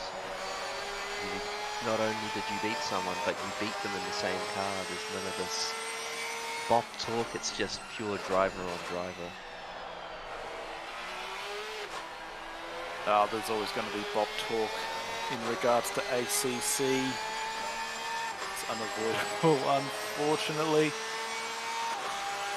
But, this will be a great battle to the end of the race, with two Porsche purists fighting it out. Bell just taking a bit of a wider line there, swinging back across to defend the spot. This is Lorenz there, just getting out of the way by the looks of it. Or just dropping it, perhaps, because they were actually in P2 outright without having served their pit stop there, as Zuhali has jumped into pit lane to complete the mandatory fuel drop. And this is the last chance for those that haven't pit yet. If they go round one more time, they're going to find themselves out of time like Pit was in the last race. And get hit with that 130-second penalty. Pretty brutal stuff. Now Vettiger, the Yella, currently in P5 by the looks of it. We have been confirmed by Firelord that they have completed that pit stop, but it just hasn't cleared due to a Kunos error. So that should be the position they are in, as he's gone very wide at the end of Maggots and Beckett's there, kicking up some dust and losing the rear end. Now under threat from Layla Bell, who has got a great run coming into Stowe. She sends it up the inside, able to keep it nice and tight. A bit of a slide on exit. Everyone's just squirreling around because those tyres will be in very ordinary condition after those pit stops. Vediga taking a look up the inside of Biella as well, but Biella able to hold that, get the slide on exit, and Vediga up the inside on the exit of Club. Nicely driven, just using that Porsche acceleration so well to just press the advantage through that section up the Vale. Very nicely done. He's going to look for a move. It's just not quite on. And Kunos has just messaged in saying that they don't know what they're doing tonight, which I'm inclined to agree with. There's been a few Kunos moments tonight. We don't know where Mia Rose has gone. The steward's office is burnt down. Biella's still got a pit stop showing. It's just all going off tonight. I've actually seen some of the mandatories cleared. I'm not sure whether the drivers have actually gone back into the pits. Because Chad looks like he's actually dropped back down to P19, so whether he's gone back into the pits or the stewards have actually been able to clear that mandatory away for him. But anyway, we'll sort that out at the end of the race, as we've got Johnston here in P4. Ignore that number plate that is flashing 3 and 4 down the bottom, chasing down Zuhali, who has actually put in a very quiet and solid race, just waited till as late as possible to complete that pit stop and has found himself in P3. Definitely a great effort. Just must have had nice clear air in front of him. Just went long and it's paid off really nicely. It'd be interesting to see if any of that graining comes in this late in the race with such a late pit stop. But I think he'll probably be safe. The tyres might not get back up to the same temperatures that they were before with the lack of tread to warm the tyre up, but we'll see if he's able to hold on with from Johnston's pressure. And back to this battle with the Porsches. Vertigo still hounding Bell, but we have seen over the past couple of seasons now Bell able to deal with the pressure from those behind. Just not defending fresh air, keeping the car on line. Vertigo's rear tyres have seen enough of this race. Yeah, looks like Layla Bell's rear tyres are just in that slightly better condition, able to get a good run out of the arena section to build a gap down to Brooklands, survive another lap. So I think we'll have time for 2 more. This Peck is just crossing the finish line, so just has to hold on for 2 more laps and we'll secure a pretty solid P5 effort overall. That's not really what you want to see. I always sigh in my head when I see a driver cross the line with just over the amount of time it takes to complete a full flying lap, knowing that you've got to defend for not just 1 but 2 more racing laps. But I'm sure Layla Bell has it in her to be able to maintain this P5. It's Vedica getting a great run through Maggots and Beckett's. They can get the exit sorted out. Should be able to get a run. As Biella just cutting the final section of Maggots and Beckett's there. It's one expensive lawnmower, definitely. Not what the probably not what the McLaren engineers designed it to do, but there you go. Just finding new applications for GT3 cars. Yeah, Vertigo closing in again under brakes. But just losing that advantage gain on exit. That's generally what happens if you make up time on the entry to the corner. You're going to probably lose it somewhere else. But it just Especially with how spicy Vertigo's rear tyres are looking from being on board. He's struggling to get that power down and keep up with Layla Bell's, which seems pretty calm, cool, and collected driving style at the moment. Just not worrying about anything and just focusing on getting those good exits. It's working Yeah. out very nicely. Yep, as we're just running through the top three there, Pip, Blair, Zuhali, Johnston, and Bell. Currently the top five coming into the final lap of the race. Johnston all over the back of Zuhali, wanting to take away that final step on the podium and take out the silver win as well. Exciting. Just great racing throughout the field in these reverse grid races. Really good. Yeah, once we got through the chaos after the safety car, it's been some great respectful driving from everyone.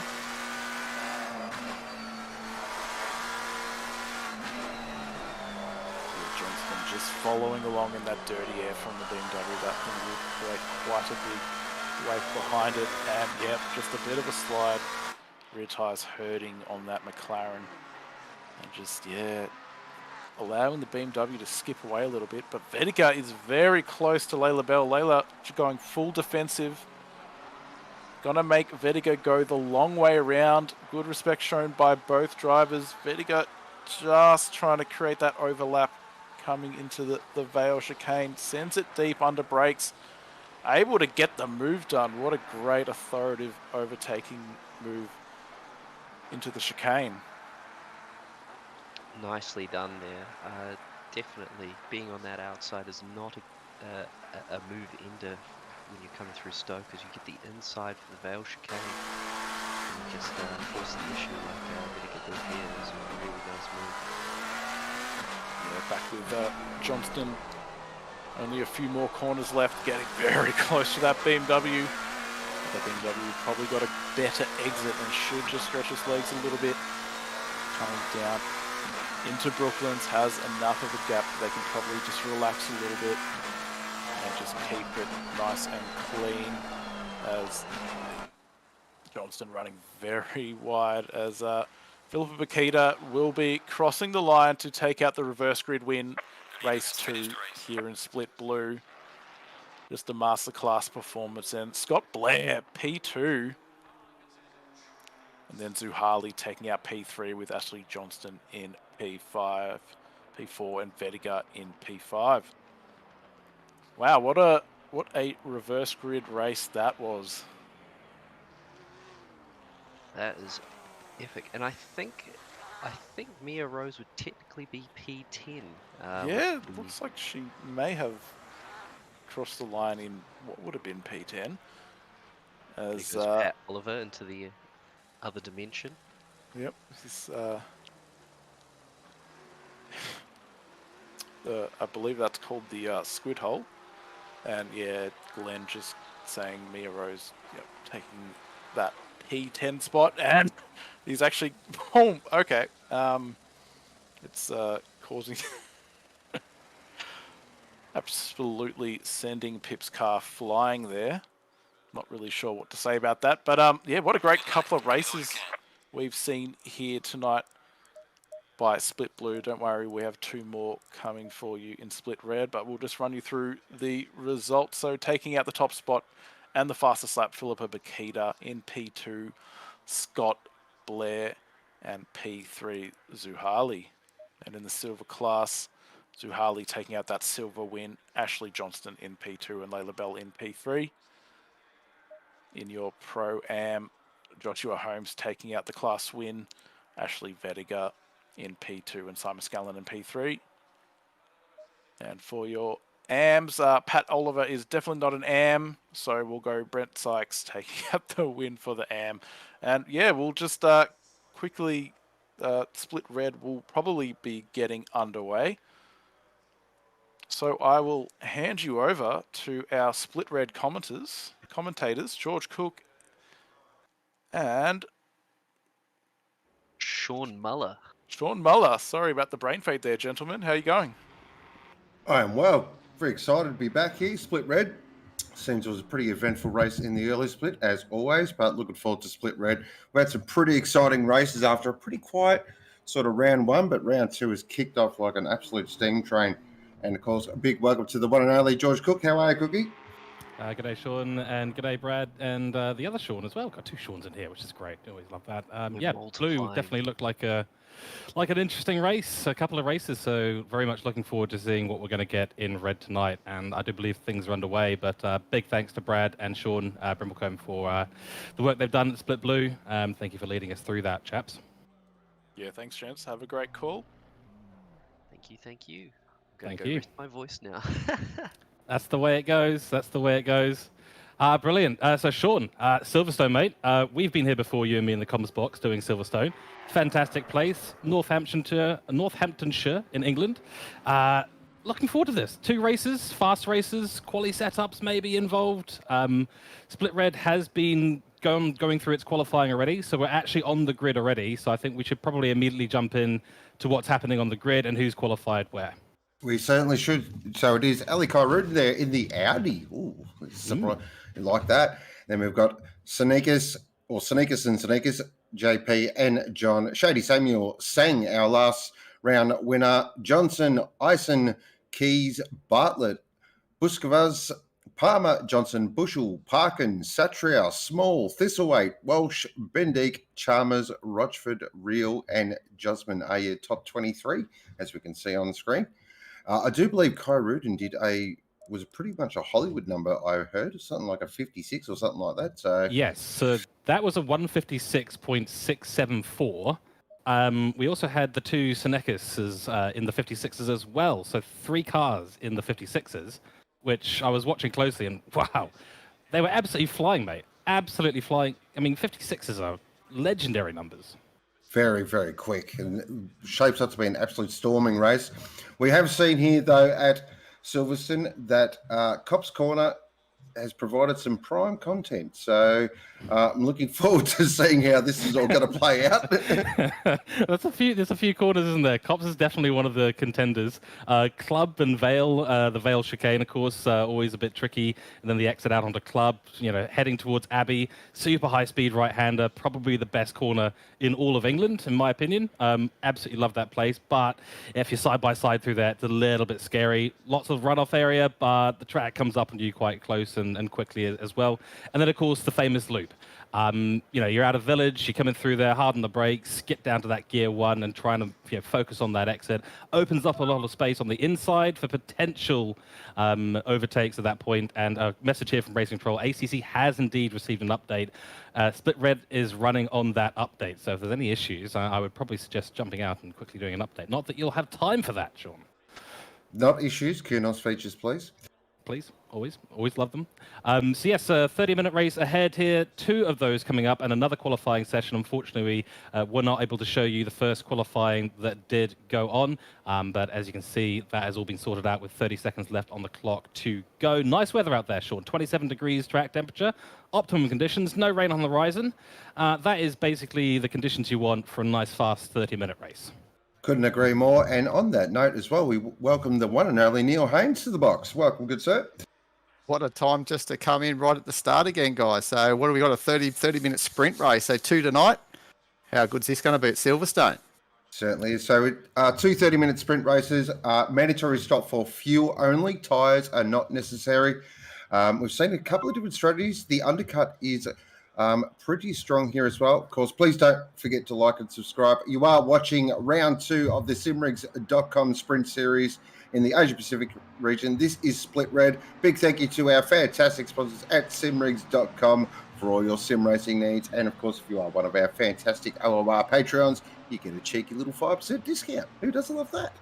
Oh, I love that. I absolutely love that. Definitely go check it out. Worth doing. And of course, the support on OOR Patreon does help us out in the league. Some great racing over the last couple of weeks so far. Looking very much forward to the 12 Hours of Bathurst, which is coming up in about 9 days or so. So that's going to be fantastic too. So make sure you tune in on our Twitch channel and our YouTube to get an eye on that. A couple of cameras for you as we head up. And don't worry about what's on your screen right now. Split Blue. It is in fact Split Red.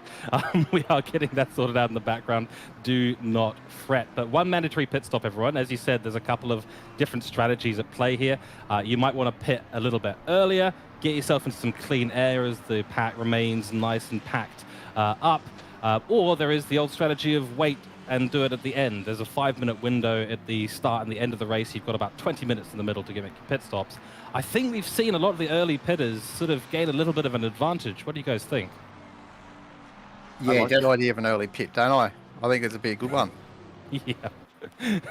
I think it works out because you really want that clean air, the dirty air here, especially in the high-speed section, Maggots, Beckett's, Chapel, through towards Stowe, Abbey. You know, there's so many corners here that are pretty aero-dependent. The more clean air you can get, the better you're going to drive. 100% agree. As I was saying, the undercut is quite strong here as well. So if you are stuck in traffic, definitely pop in early, get yourself in some clean air and put in some Hollywood number laps.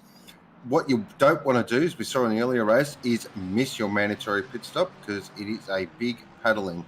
It is basically a whole lap penalty. So got to be really on top of that as the drivers are just starting to get themselves sorted for race 1 here. It's going to be a pretty lively start, I reckon. I think it's going to be on for young and old right from the go. Yeah, it's one of the more competitive splits for sure. I think lots of very high-level pro drivers putting in some great times. Kai Ruden up there, really good to see him up there. 2 Senecas drivers as well. And then, of course, we've got Sang, who, as you said earlier, did, in fact, get the win last time out at Circuit of the Americas. And, of course, you can't go far without mentioning Shady Samuel. So that is 5 very, very fast drivers. Then you've got Johnson. Then you've got Eisen, who's putting in some great performances in his AM-class car. Definitely going to be getting himself a promotion at some point. But here we are, through Luffield we go, and we're about to start this race. Here we go. So, race 1, round 2, split red, Simrigs.com OOR Sprint Series action from the beautiful Silverstone. Apparently it's built on some sort of airfield or something, who cares? But it's going to be Kai Ruden who's going to lead them away. Make sure all the drivers get their gaps right. Want to make sure you go through those pit boxes. So, Senek's just dropping off a little bit, maybe just trying to get himself a nice bit of room. The anticipation is huge here. And we are about to go racing, and we do head off towards Cops Corner. Kai Ruden's got an absolutely fantastic start. Looking there in the background, is everyone going to get through Cops nice and clean? It looks like a really nice start from Split Red. What is going on here? But look at Sneakers. He's actually gone early. Oh, through Maggots and Beckerson. He's got the job done. What a great move that was there from JP. Absolutely stunning move. So he's got the lead early. That's what he wanted to do. Look at Sang. Sang's moved up as well. So Sang currently made up position. He's up to 4th position. Here we go. It is on as they head down now the long hanger straight towards Stowe. Fantastic part of the circuit. This. Look at the weaving there from Sang. He's trying to make a move here on John. Thinks better. Oh, John goes really deep. Tries to go around the outside of Kai Ruden, but that's not going to happen. He's lost a position here. The Sang now as they head up towards this silly section, as I like to call Vale and Club. Really tricky part of the circuit. Oh, a big set there. Oh, Johnson's been called up a Ferrari. That was dear. Samuel Shady. Oh, dear, oh, dear. Yeah, so that is John Seneka's caught up in that. Shady Samuel getting it all wrong under braking into the club chicane, and that's taken out, unfortunately, one of the McLarens. Another comes on through.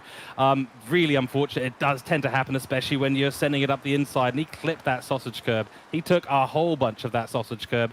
Car gets airborne, you're out of control, and then that sort of stuff ends up happening. I was going to say, really, really clean start. We do have one car in the background, much, much further down the grid, but overall, what a start from Split Red. I think that's the cleanest we've had in a race 1 situation here this week so far. And now looking here at the bottom part of the top 10 and down towards P13, Satria, someone we've had our eye on for a while as well, in the rear bumper-ish area of Bushel, and P12, P13 looking pretty feisty as well. So Johnson Eck is down to P9 now. That's cost him a huge amount.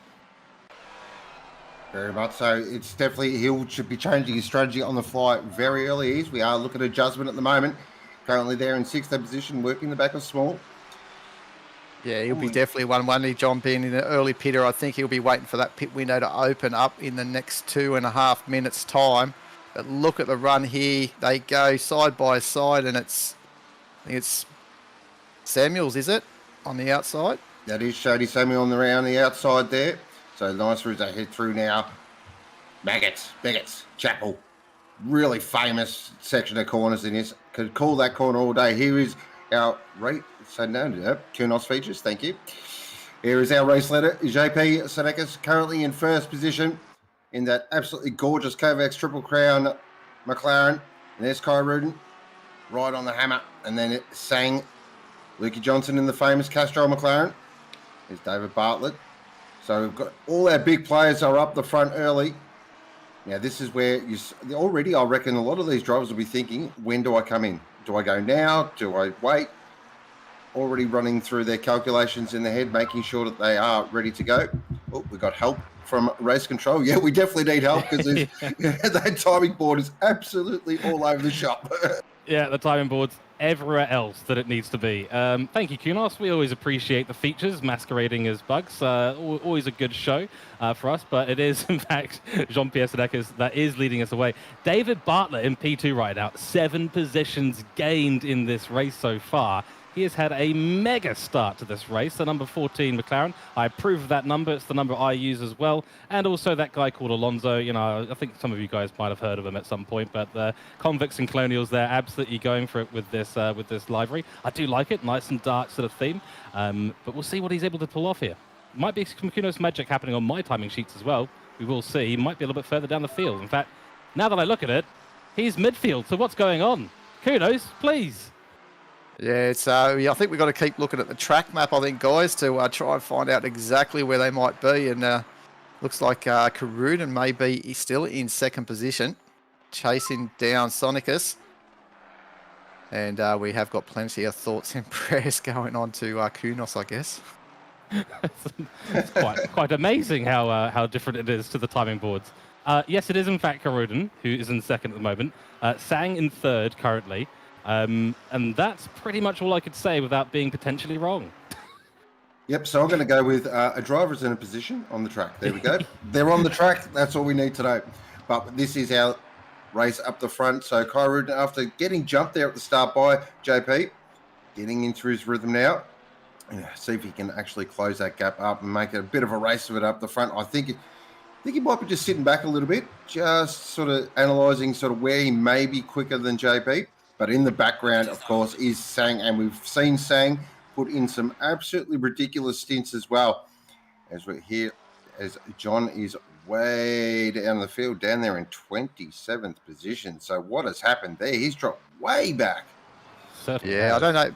But would he wouldn't have gone into the pits yet. The window's only just open, so maybe he's had another coming together. But we've got some New Zealand viewers watching over on Twitch as well, and they're saying I think they're watching on a big 60-inch screen. So welcome, Russ, and I hope you're enjoying the viewing on a big screen. That is the way to do it. That is good size screen. Well done. Good choice, sir. Action right in the living room, isn't it? You're in the action almost with that size screen. That's it. Maybe he can look at the timing scoreboards for us a little bit easier. Race control still desperate for help. It is Johnson at the moment in P4. I've managed to figure that one out, which is handy, I suppose. So he's doing quite well there. Not quite sure if that one. No, it's all still showing inaccurate times. That's always fun. Now the blue flag's coming out for the leader of this race. Don't know quite how that works, Kunos, so thank you very much. But 23 minutes, 44 seconds left on the clock, and going strong here. Thank you, Race Control. Race Control's just absolutely deleted the leaderboard. We're just going to call it play-by-play style, and what we see here is a bit of old school, which I don't mind. So, of course, we don't even need the timing up on the screen. We're just going to guess. So around, I reckon, 6 minutes in. And what I can report now is we've got Bushell, Shady Samuel, Parkin, Thistlewaite, John Senekis, Brian Kong, and Lachlan Parkin all in the pits. Shady Samuel's just come out of the pits. So those are your early pitters on the track right now. Peter Vinny was the one who had an issue earlier on, the 118 car. So I'm not quite sure what's happened there, but he's had some sort of issue. And there is Senekis in the lead. It's a different Senekis I've got on a different screen. That's always handy. Who we're looking at Sang at the moment in that really striking BMW. One of my absolute favorites. Looks fantastic. As we've got our second screen here, we've got a bit of a battle going on here between an Audi and a GTR. The GTR is back, ladies and gentlemen. As we saw, it is good to see Kunos has actually updated some of the older cars as well to make them a lot more viable. That Audi nearly did Audi things there. Done that many times. Yeah, held on to that well. And we've got Bowden as well in the Twitch channel as well, saying he's having a little bit of a laugh about the blue flags that JP's getting. when he's in front of Karudin as well. So I'm glad you're enjoying the Kunos mishaps, but it's obviously making it a little bit hard for us here in the commentary. But we've got Cookie and also Muller as well, Sean, and we're all trying to keep it a little bit entertaining for you guys. That's what it's all about. As we're looking here, oh, there it is. I was waiting for it. The abomination is on screen, ladies and gentlemen. There it is. Oh, we know that car. Oh, we recognize it. Oh, we don't need that shot. Oh, fantastic. Thank you, Race Control. This is the distraction we need in this point. Bendig, of course, bringing us that lovely Candy Lamborghini. I think he's followed us here, Sean. We were talking about this last week. Yes, I'm convinced. I'm convinced it's just a troll at this point. I think it needs to have something there with maybe a mugshot of you there, Sean, maybe in the on the bonnet. 100% agree. I think, or maybe like a meme on the back, like on the rear. Even though the Lambo hasn't got a really big rear, well, be careful I say that. But yeah, definitely couldn't agree more. As we're going to actually in camera 2, we've got another nice little battle here brewing. So heading into Stowe, probably in my opinion the trickiest corner on the track. Always find I never get Stowe right. And then heading up towards Vale and Club, and of course massive sausage curbs here, as we saw in the opening lap there with Shady Samuel. Don't want to hit that at all. So that does bring up a good question here. What's the preferred way of setting up these cars? Because you've got 3 long straights and exits to focus on, but a lot of high-speed corners. So we're going to see people trying to focus on low wing for the straights, or maybe high wing, or they're trying to find a balance point. Like, what do you guys reckon is the key to setting up a car here? Well, I honestly would say for me, my preference would be probably more of a mid-aero type car. I think you need some aero through some of these corners and sacrifice a little bit down those straights. So they're not overly too long, I don't think, the straights, but I'd be more looking for a mid-aero type car. I ran a pretty high aero on the Porsche last night. So I find that, I like that confidence through your backlit, your Beckett's, Maggots, Chapel, Stowe, Woodcote, Cops, basically Abbey, all the fast corners. I like to have confidence, I like to feel the car underneath me. So that was my sort of strategy. Yeah, it's a fair call. And then when you have that confidence out of Chapel, then you know that you're going to have a little bit more speed than some others that may be running lower wing. So it kind of balances out in a lot of places. Not the same, of course, out of Aintree down the Wellington Straight. That's when cars with low wing setup will inevitably find their way and catch up. BMW, notoriously fast on the straights, as we all know. And potentially the GTR as well, the Nissan. Yeah, the Nissan is back. We've been saying it, which is, again, great. As we look, we'll just focus on this battle here at the moment, because this is actually a bit of a rips and order. So we've got that beautiful Atlanta Falcon. I did confirm that. I was right last week, so pat on the back for me. I don't have all the driver names in front of me, so I'm just going to go with the 29 Ferrari. Currently, that's actually another nice livery. Jesus, some beautiful cars out here. So heading now towards my favourite corner on the track, the beautiful Abbey. Fantastic corner, this one. Maximum commitment through here. You're at about 200 to 220 through the apex of the corner, and you absolutely hold on for dear life. And then you flick it down the gears and then really try and through this silly loop section, which I absolutely can't stand. I feel like it's such an afterthought in this track. Yes, in some ways, I suppose that's fairly true. What are your thoughts on that, Neil? Yeah, look, it's all right I think in an F1 car, but these cars here, they just seem so pedestrian through that section of the circuit. So not so good for the GT cars, but Formula 1, I think it adds a little bit of action to them. It's not too bad, but I think we just had race control as well. Penalty for Mike Reel as well, causing an accident on lap 2 as well. Exactly right. So that is the 21 car, Brad Palmer, coming into the pits, Porsche. That is definitely up there on the list of favourite Porsches, I think, for Sean. And he's been battling with Buskovitz, that's Stan Buskovitz, who's on your screen right now in the Atlanta liveried Ferrari. Beautiful work from both of them on their liveries, some of the best on the grid. We unanimously agreed, I think, last time. Mike Reels has had a bit of an issue. He's gone for a spin earlier on, as well as pick up that penalty. Shady Samuel also being handed a 15-second penalty for that send into the club chicane earlier on that took out John Senekis. So that's a little update on in terms of your penalties. That's all I can see around the grid at the moment. Mike Reel coming into the pits to serve that now, as well as Jensen, the 95 Mercedes. Hey, well, what guys? This Sonicus is doing an absolutely good job out front. Once he made that move early in the race, and he's just been able to hold the lead of this race, and he's got a lot of competition now coming back with Karuden and also with who was in the BMW again? Sorry, guys. Sang. Sang, that's it. So Sang in third position. And I'll tell you what, once they come into the pits, it's going to be very, very hectic. We're then trying to get out and see where they might pop out. We did see an issue last week, didn't we, with one of the leaders or someone in second or third had a problem in pit lane, overshot at Coda, and had to find reverse and cost him a couple of, maybe the podium. Yep, we did see that last week. Who was that last week? Was that Taufik last week? No, I don't think it was. Oh my goodness! Wasn't Shady Samuel, was it? Was it in the Ferrari? Was he up there? Oh, yeah. I think it was, yes. I think you're right. Yes, it was. Yeah, you're right. Yep. So I think he ended up finishing fourth, I think, in the end. But obviously a podium went begging there for Shady. And obviously he didn't have a good start, did he, too, guys? Obviously getting into John Sonicus earlier, as we've just mentioned as well. Yeah, exactly right. And he was in a battle with Corey Sweet for that third place position, and that pit stop of his really cost him. It was really unfortunate. But Corey Sweet not with us today, unfortunately, for the Silverstone action, so we do miss him out on track. Your top three still going for it. Luke Johnson tucked into fourth place as well.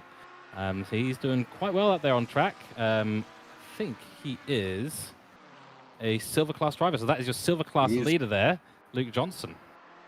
Oh, that is very wide there from JP. That'll come on maybe with a bit of a warning. As there is that Castrol livery as well. It really does suit the McLaren, doesn't it?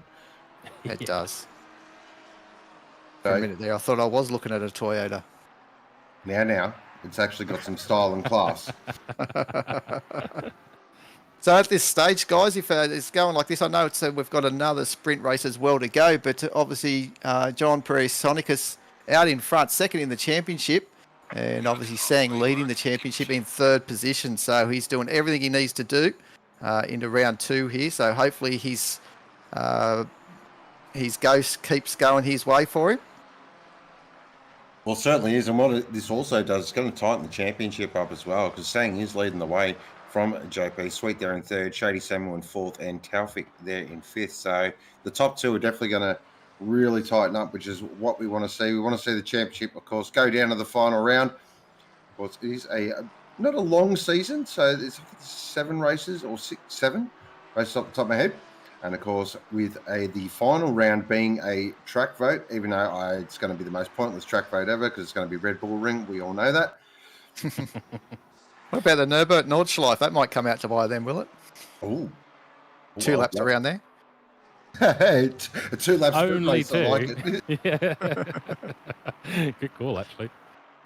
I do have a little bit more information here. Behind Johnson, that is the Aston Martin of Enzo Eisen.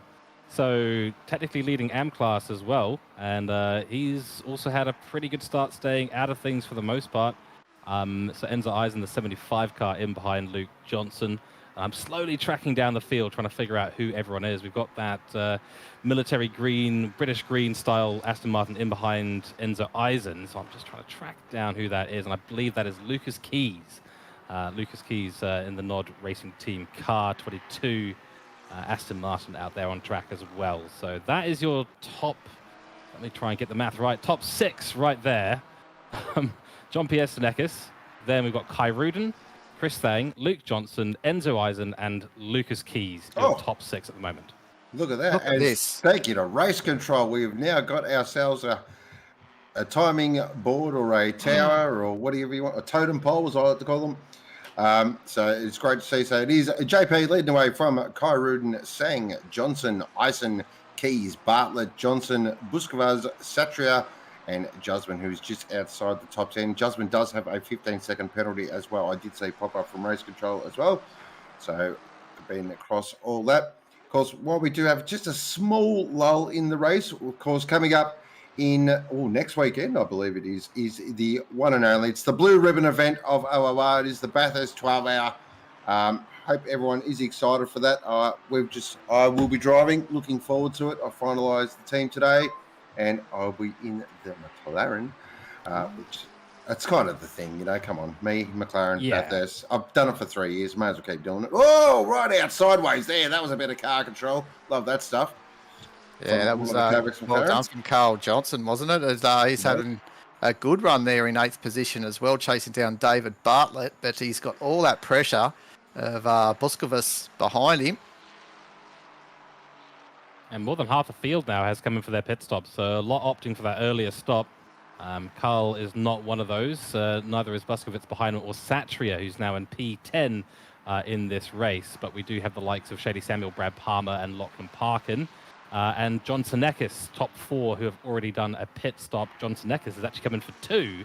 I'm not quite sure when that's happened, his second one, but according to my sheet, which is probably fairly unreliable at this stage, has apparently come in for 2 pit stops at the moment. I think a big shout out in chat to Race Control for being able to bring up this tower. What do you guys think?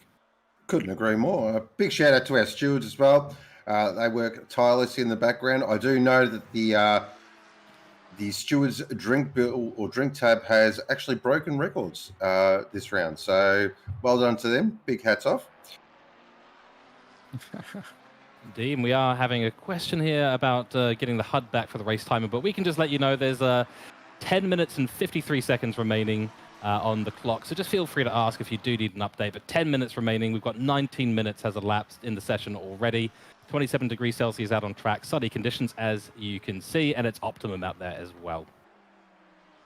Yeah, these guys will be lapping up that optimum, and the nice clear skies here at Silverstone. It's probably the best conditions you can have out there, and they're lapping this up big time. Hang on, did you just say clear skies at Silverstone? Oh, I sure did, and probably the next race will probably be overcast and sleeting rain. Exactly right, and give us a moment while we get the shots from on track back up on screen for you all. We tried to fill a request there, and unfortunately it didn't quite go as planned. No worries though, our legendary broadcaster in Neil Alexander, that's Mull, of course, doing an epic job under some pretty strenuous conditions. I can tell you all that when you have issues with the game, that is a very wide line there. Not the ideal way to go fastest around the village and the loop, but that'll lose them a little bit of time too. But it is a lot of pressure here, managing bugs and QNOS features at the same time, just trying to flick around and find the action out on track when we can't even see the car names. I'd say hats off to our broadcaster today as well. So here is our leader at the moment, JP Senekis, currently 9 minutes 20 remaining, and he's actually just starting to stretch again. So it does look like that our second place car, who was Kai Rudin, has come into the pits. So this will be JP here. Now, this is really crucial. Does he cover him off, or does he go a little bit longer? Thoughts, Neil? I'd be coming straight in. You don't want to risk it anymore. I think Karudin knows what he's doing, and he'll be punching out that outlap like there's, there's nothing left out of it. So he'll, if Sonicus goes one extra lap, I think he could be finding himself on the tail of Karudin, to be honest. Yeah, I couldn't agree more. I think it's going to be really interesting to see what JP does here for the race lead. Big thank you to our race controller who's got our timer back up on screen. So he's given it the good old boot and got that back working, which is awesome to see. So we now can see how long remaining. You can see also it is 12:27 p.m. in Silverstone at the moment. And we've got a 27-degree track temperature. So beautiful conditions, as Neil was reiterating there before. And we are looking here at Kai Rudin in that beautiful Audi, the e-tron style liveried Audi. Of course, the e-tron was a bit of a famous sort of concept car that Audi was doing to promote their electric technology. Get that out, you idiot. Of course, for Le Mans, and of course, Audi is moving across to F1 very soon. But we're not talking about F1. I'm absolutely done with that sport after the news earlier this morning. Yeah, it's a shame about that, isn't it? But obviously they're just saying ignore that Karudin is not leading the race. He could be effectively the race leader, though, depending on when JP actually pits. So maybe this is just like the, what do you call it? The ball, the magic ball being shown already. So saying that Karudin may be leading this race after JP pits. But currently Karunen in 9th position, and after his pit stop. So he's trying to put in these big fast laps at the moment. It'll be interesting to see if a purple tab comes after his name, if he gets any fast laps after coming out of the pits with fresh tyres. I'm Oh, here we fascinated to go. see what. Yeah, here we go. It's a nice four-way battle. I'm fascinated to see what happens at the end of this race and who actually takes over the timer for the last lap of the race. So this is a battle, I think. Is this right for 8th position and down? It is. So this is Bartlett, Palmer, Johnson. Is that Ison there in the background there as well? So this is a nice little tasty little battle. Of course, we've got two McLarens, we've got a Porsche, and we've got an Aston. Oh, the Aston in the background there. Just see if Ison just get a little squirrely there on the power. Just tries to unleash that big V8. So heading up now towards Abbey. It's going to get fairly busy, though, boys, in the pits, isn't it? The minute and a half left of the pit window. So we're going to get all these drivers coming in very shortly that have not pitted yet. So Oh, that was close. And absolutely right. We've actually got confirmation. Jean-Pierre Senekes and Chris Thang in the pits right now. Lucas Keys has followed them in, as well as Satrius. So, as you said, the flurry of activity is happening now. Where is Kai Ruden out on track? Well, he's just coming through Woodcote now. This is going to get very close. Keep a close eye here. It should be a short pit stop for Jean-Pierre Senekes and Chris Thang. In and out, 5.6 seconds on the clock. One of the fastest out there. So he's put one leader in. Out he goes. He will be retaining the lead. It's very close, though, between Sang and Kai Ruden. Sang looks to have gotten ahead. Great work. There they go, though. Looks like Kai Ruden is going to go through the outside. Oh, I thought he was going to try and send it around the outside there, which is a very bold move. But of course, Sang his tyres would have cooled off a little bit. Kai Ruden's got nice warm rubber. And he's going to get into the slipstream now. The Audi, I believe, is pretty rapid down the straight. The BMW, of course, is no slouch and it punches a huge hole in the air with that stupid front grille. So head down now into Stowe. Sang beautiful on the brakes there. Lovely line there from Sang. That was gorgeous to watch as Kai Ruden actually just runs a little bit wide on the exit of Stowe.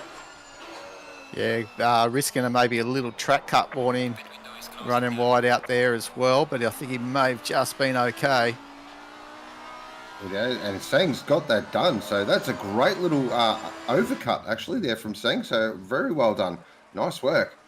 And that's going to help his championship charge. But JP Senekes is absolutely putting a bit of a masterclass here. This has been a fantastic drive so far. Just pulled it up, luckily. Yeah, that was a bit closer than I think either of them really wanted to. I think Kai Ruden there maybe just got a little bit of a scare. Sang just trying to make sure he gets the rotation to the corner. Didn't really get it because neither of them made the apex, but out we go. Shame for Kai Ruden at the end of the day. He was running very, very nicely. Of course, he was our qualifier in P1 for this first race. There is a reverse grid as well, so we can, with 4 minutes left on the clock, we can start talking about race 2 and the qualifying coming up.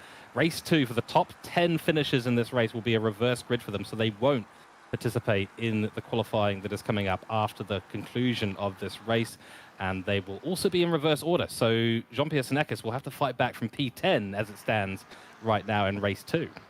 Definitely. And I did see Race Control pop up Comic Sans. Times New Roman is the GOAT font, thank you. So if you could get that organised, that'd be great.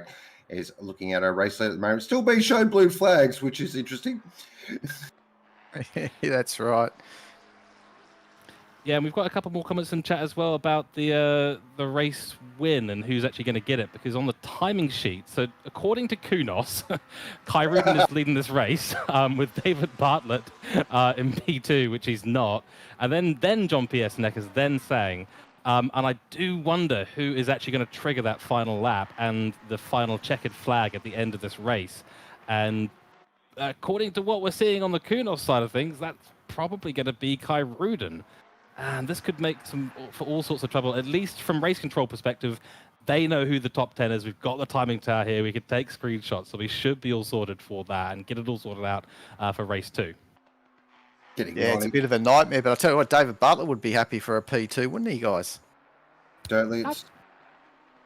So there is talk about a red flag as well, maybe, but we'll let Race Control sort that out. I'm getting 1992 Bathurst vibes here where no one knew exactly what was going on. But Nissan in the wall, wasn't it? yeah. And a very polite podium speech as well. Really well said. This man is winning, we think. No, this man is winning.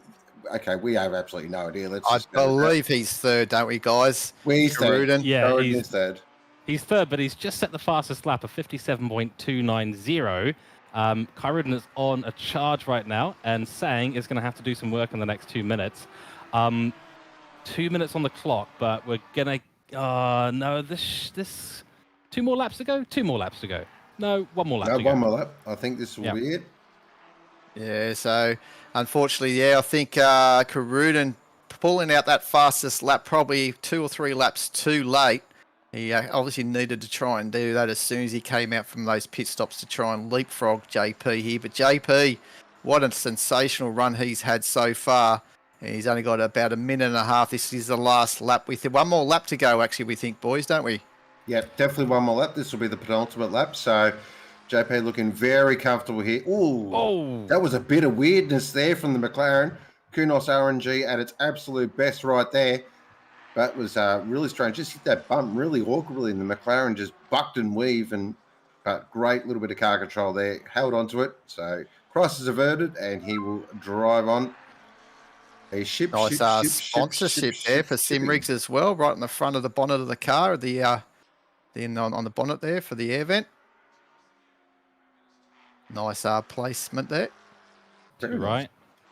About sponsor placement as we're looking back at third position here, and looks like Sang's just dropped Kyruden a little bit. It's not a lot, but it might be just enough to hold on here. But we do know Ali Kyruden, he may be just saving something in the tank for a bit of a last lap charge. But we're jumping on board the Audi now. Of course, this is the V10 R8 Evo. Is it an Evo 2 or an Evo? I think it's an Evo 2 now, isn't it? Evo 2 for the Audi, I believe. Yes. Yeah. Quick update from around the field. Tom Kidman picked up a drive-through, track limits, very unfortunate, and there is a big battle going on between Satria, Palmer, Buskovitz, and Eisen, all of which have been battling it out back there, but the focus, I think, remains now on what's happening up front, because the time is about to take over, and let's see who actually wins this race. That's it. So, because the game, I believe, thinks Caruden is obviously leading the race by the triangle, where we did see JP cross the line, which would have actually seen another lap. But this is where it's going to get a bit confusing, guys. It certainly will. My timing sheet has Jean-Pierre Senecas on 15 laps, has Kyruden and David Bartlett on the 16th lap with the race finished. I wonder if we've had this -1 lap bug that has been plaguing a few drivers out there. That might be the cause of all of this. I don't have anyone else on the 16th lap of this race other than Kyruden. So I think for sure, I think Race Control needs to put their postal address for all bottles of scotch to go their way for their hard work so far in this first sprint race, because they've worked tirelessly to try and keep us up to date of positions while Kunos has gone to sleep on us. So to update the race results, a driver in a car came first from another driver in another car, and then third position was another driver in another car. And fourth position was another car, as was fifth. There we go. That's amazing. It was a great battle for sixth between some cars. Was it a GT3? Yes, you got that one right. Yep, well done. We'll see a little bit of a zoom out here on Silverstone, seeing where we can go. Here's the official runway, the old runway, I suppose. Very nice work there from our cameraman. So good luck, everyone. Have fun, and see you later. We're off. Race control left the building. But that was not a bad little race, guys, was it? In the end. Yeah, look, it was a good race. There was a couple of nice little battles in there, and it was relatively clean for Split Red, which is, good to see. But, come on, race 2. Come on, Split Red. Don't let us down. Too right. Yeah, be good to see where Satria end up coming as well. The leading AM driver, I think he was. So, yeah, we'll wait and see what happens there.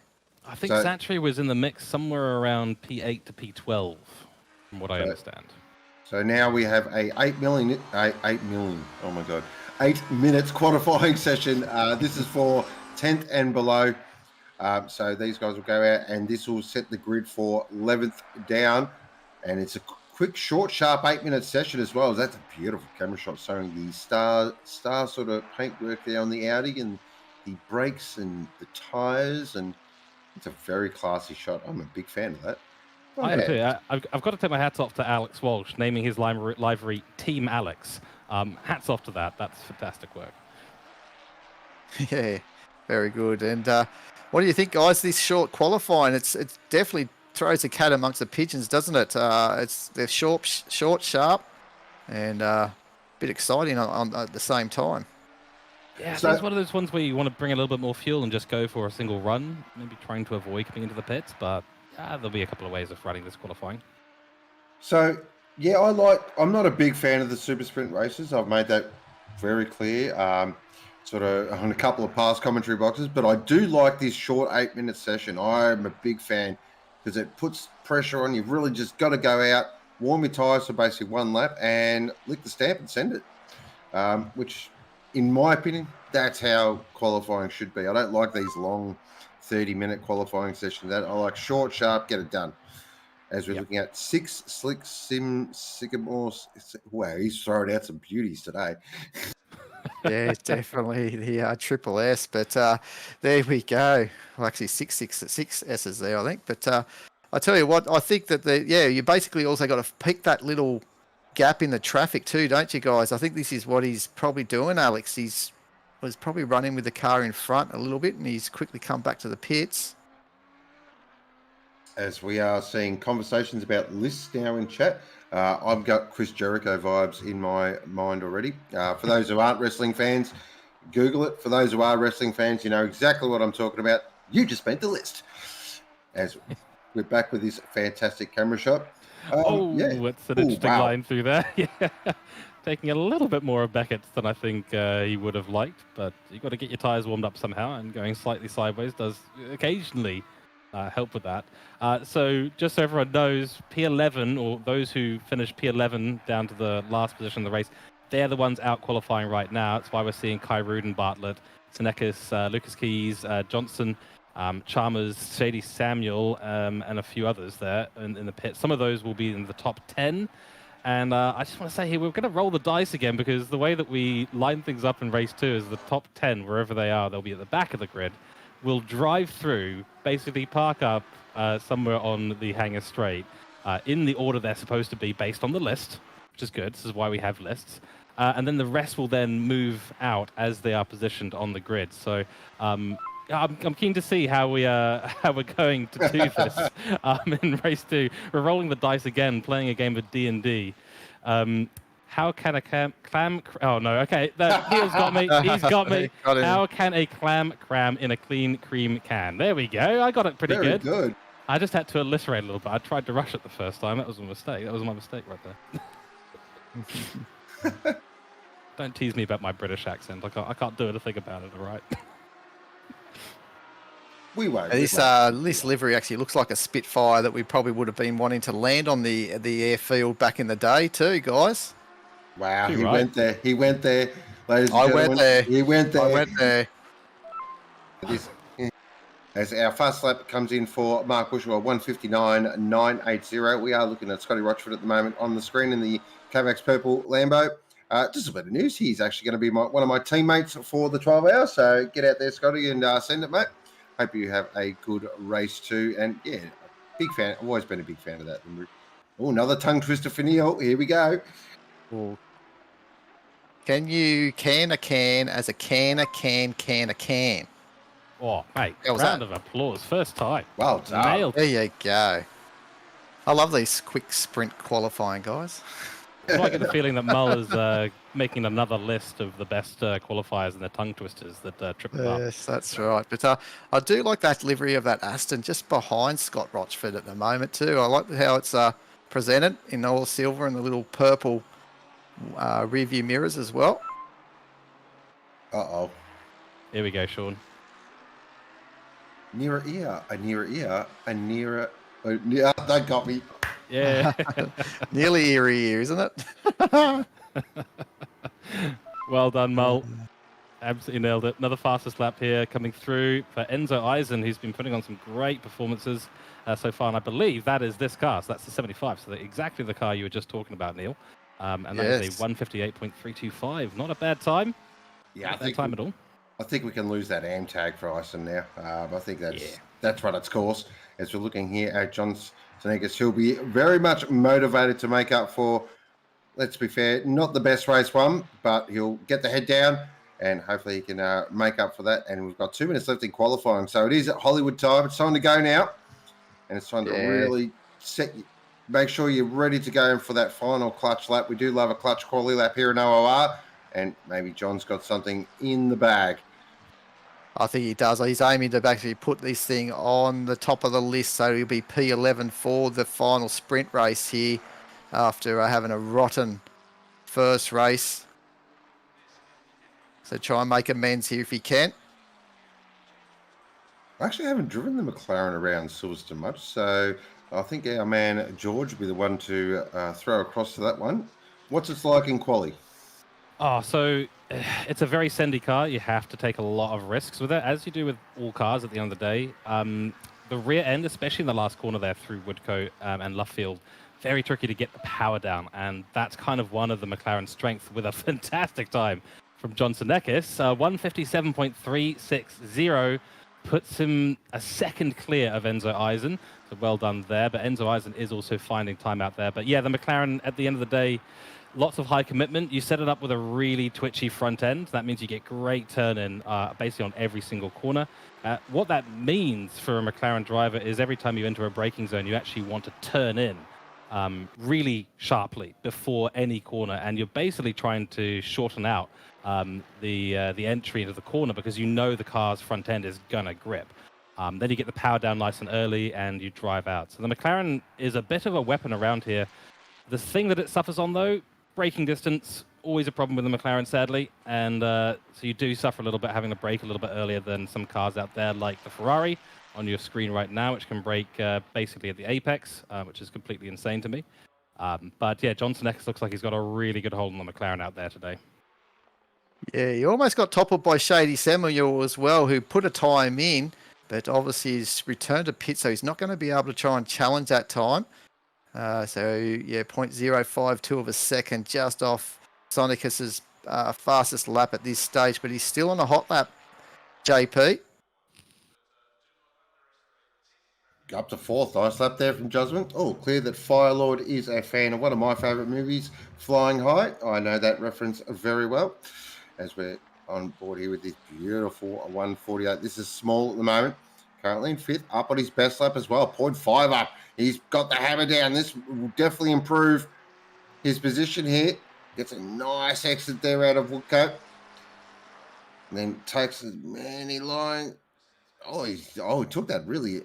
It's only up to 4th. He took that really inside line, which is something I've tried to do, and I've hit that wall many times. Like, I just try and cut it really tight, and it just ends bad. As Johnson Eakers now pops at a 57.1 just to stamp its authority on his qualifying session. As we're looking here at Pete Chalmers, who's currently 0.2 up, we'll say 0.3 up on his best lap. He breaks it nice and deep to the apex, then gets on the power nice and early, just tap the brake again for Woodcote and Luffield. It's really tricky. Again, this corner, probably another one. It's super tricky as well, but he's absolutely nailed that exit. So he's 0.3 up. So this will be a improvement as well on his best time as he moves up into 8th position, which is, I'm going to say 19th or 18th, but I'll get my maths wrong. I always do. As we're looking here at Bush, who is 1.7 seconds up on his best lap. So he's had a huge final lap here, and that moves him up to 5th position. So a nice clutch lap there in the end, but that is qualifying 2, run and done. Well done. Good qualifying from everyone out there. We had a few drivers into the 57s, no 56s from those on the grid right now.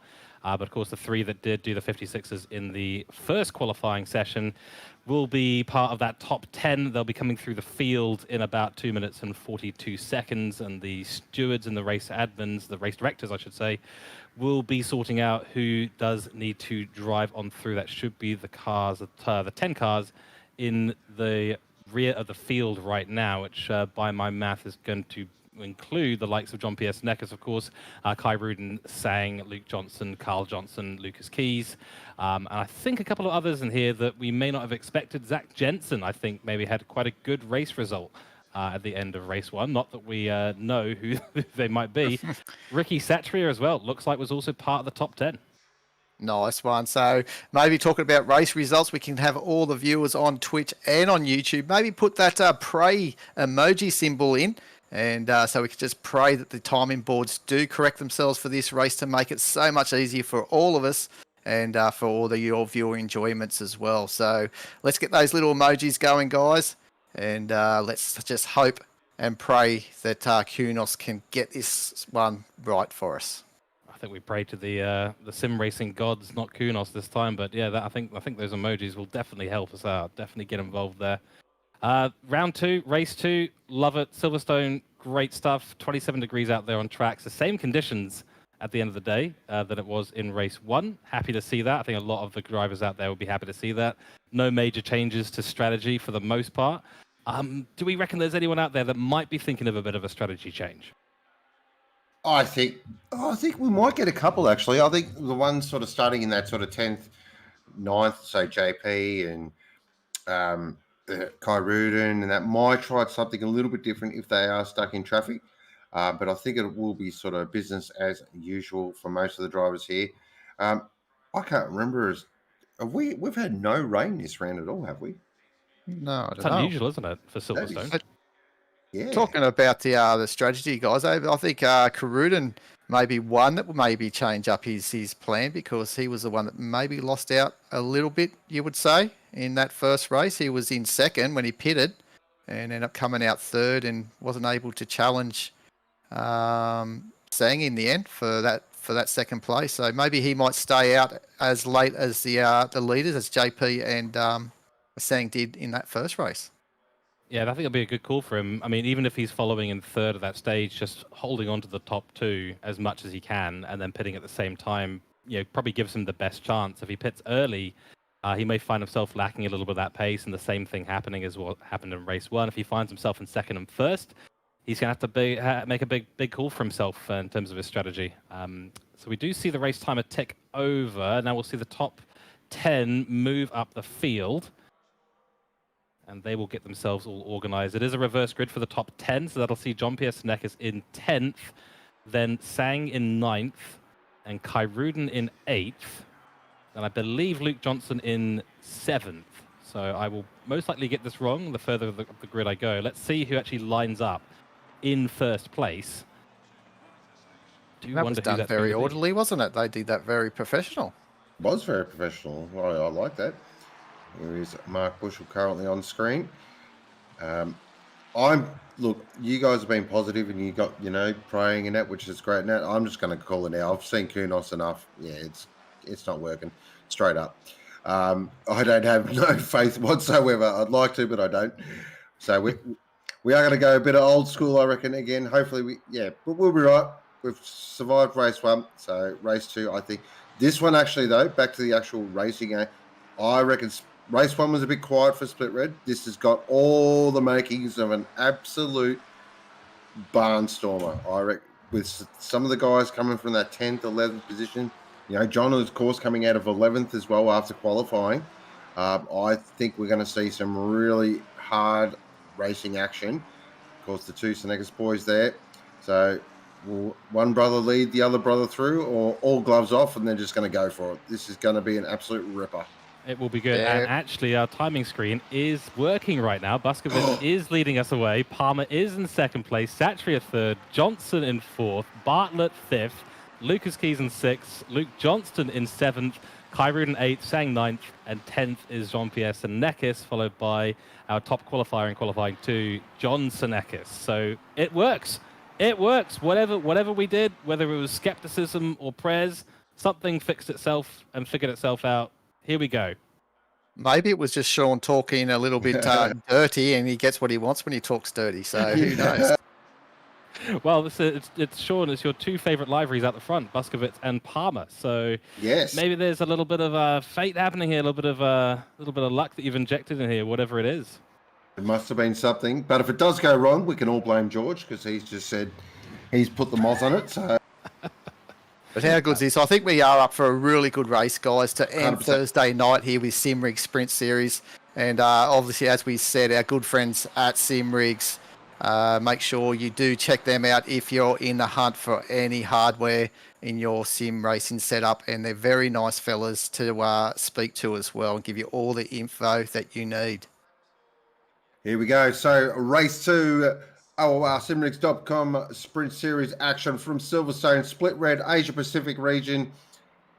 Double file now as they come through Luffield and Woodcote. It's going to be Busquets leading away from Palmer, Satria, Johnson, Bartlett, Keys, Johnson, Kai Rudin, Sang, and Sneakers of the JP variety is your top 10. It is a reverse grid race. It's going to be on for young and old in the Cops Corner. Now, make sure everyone gets their gaps correct. This is really important here. Got to tighten those gaps up. Make sure there's no big sort of anything more than 2 car lengths is kind of frowned upon. Make sure you go through your pit box as well. And here we go. Race 2, the final race of the evening. Strap in, ladies and gentlemen. Get your popcorn because we are about to go racing for the final time this evening. And we are racing, and off we go in towards Cops Corner. And it looks like their Busquets got a fantastic start. Oh, a little bit there in the background as Palmer just got a little bit sketchy there. Classic Porsche things. Head down now towards Maggots and Beckett's. Very fast through here. No too wide action. A little bit in the background now. It looks like that is Johnson and JP going at it. As Johnson goes off very wide. That is not the line you want to take, but beautiful rejoin. Doesn't cause any issues. That's great to see. That's experience right there. As they head down now towards the long hanger straight.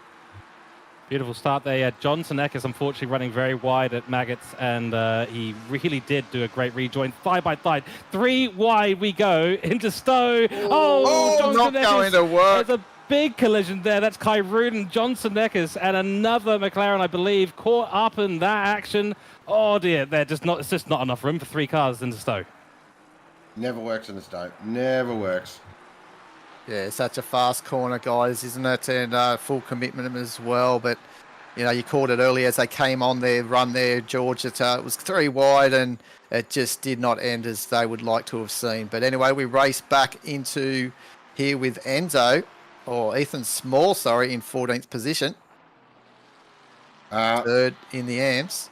It is third in the AM. Well, I'm not going by that time board. I'm just going to call it as I see it here. As we are looking here at Small at the moment, and there's Kai Rudin right behind him. So he's got a bit of work to do now after that moment there at Stowe. Again, just takes a little bit too much inside curve there, but look at that Audi. It's just a rocket ship. And just says, yep, thank you. I'll just go past that. Thank you to Race Control there. As we've got, looks like that was our updated one, but we'll call it said. Here we go. So that was lap 1. Bit of a more exciting lap 1, definitely 100%. Of course, we will look forward to a replay of that incident. But back up the front, it is Busquets leading the way from the Audi there. Satria, thank you. Palmer there in 3rd. Carl Johnson in 4th. Keys in 5th in the lovely green Aston. And JP sitting there in 6th position at the moment. And Sang is right behind him. So JP is going to look to, I reckon, make a move here on Satria quite quickly. But again, with the Aston as well, the Aston's annoying. He's just got to place the car in the right spot around a lot of these corners, and it's really difficult to get past if we jump on board with JP at the moment. Yeah, so Lucas Key's doing a good job in there in that moment in 5th position. Normally a BMW person, I thought Lucas was. So obviously in that green, British green Aston. As Kunos received a disqualification, love it. Oh, big send there, and luckily does get on the brakes. Jean-Pierre Senecas managing to find a way, now fighting with Kai Rudin, finds a way around the outside cones. Be damned, and there is a very sad sight of a beautiful green Aston Martin on the grass. I was about to say it's one of the most beautifully placed cars here at Silverstone with those colours and that manufacturer, but he has had a major problem, and Luke Johnson goes and disappears off track, sad to say. Now the battle continues between these two, currently contesting the championship In the pro category, Jean-Pierre Senekis versus Chris Thang. Love to see it. Let's see what happens between these two. The McLaren of Jean-Pierre Senekis, though, probably not going to do particularly well down the straight. Wasn't the best exit for him either. Luke Johnson in tow. And looking down this four-way battle as well. Brilliant stuff. Great stuff happening at the top of the grid. Fantastic racing so far. This is the battle between, looks like Shady Samuels in there as well.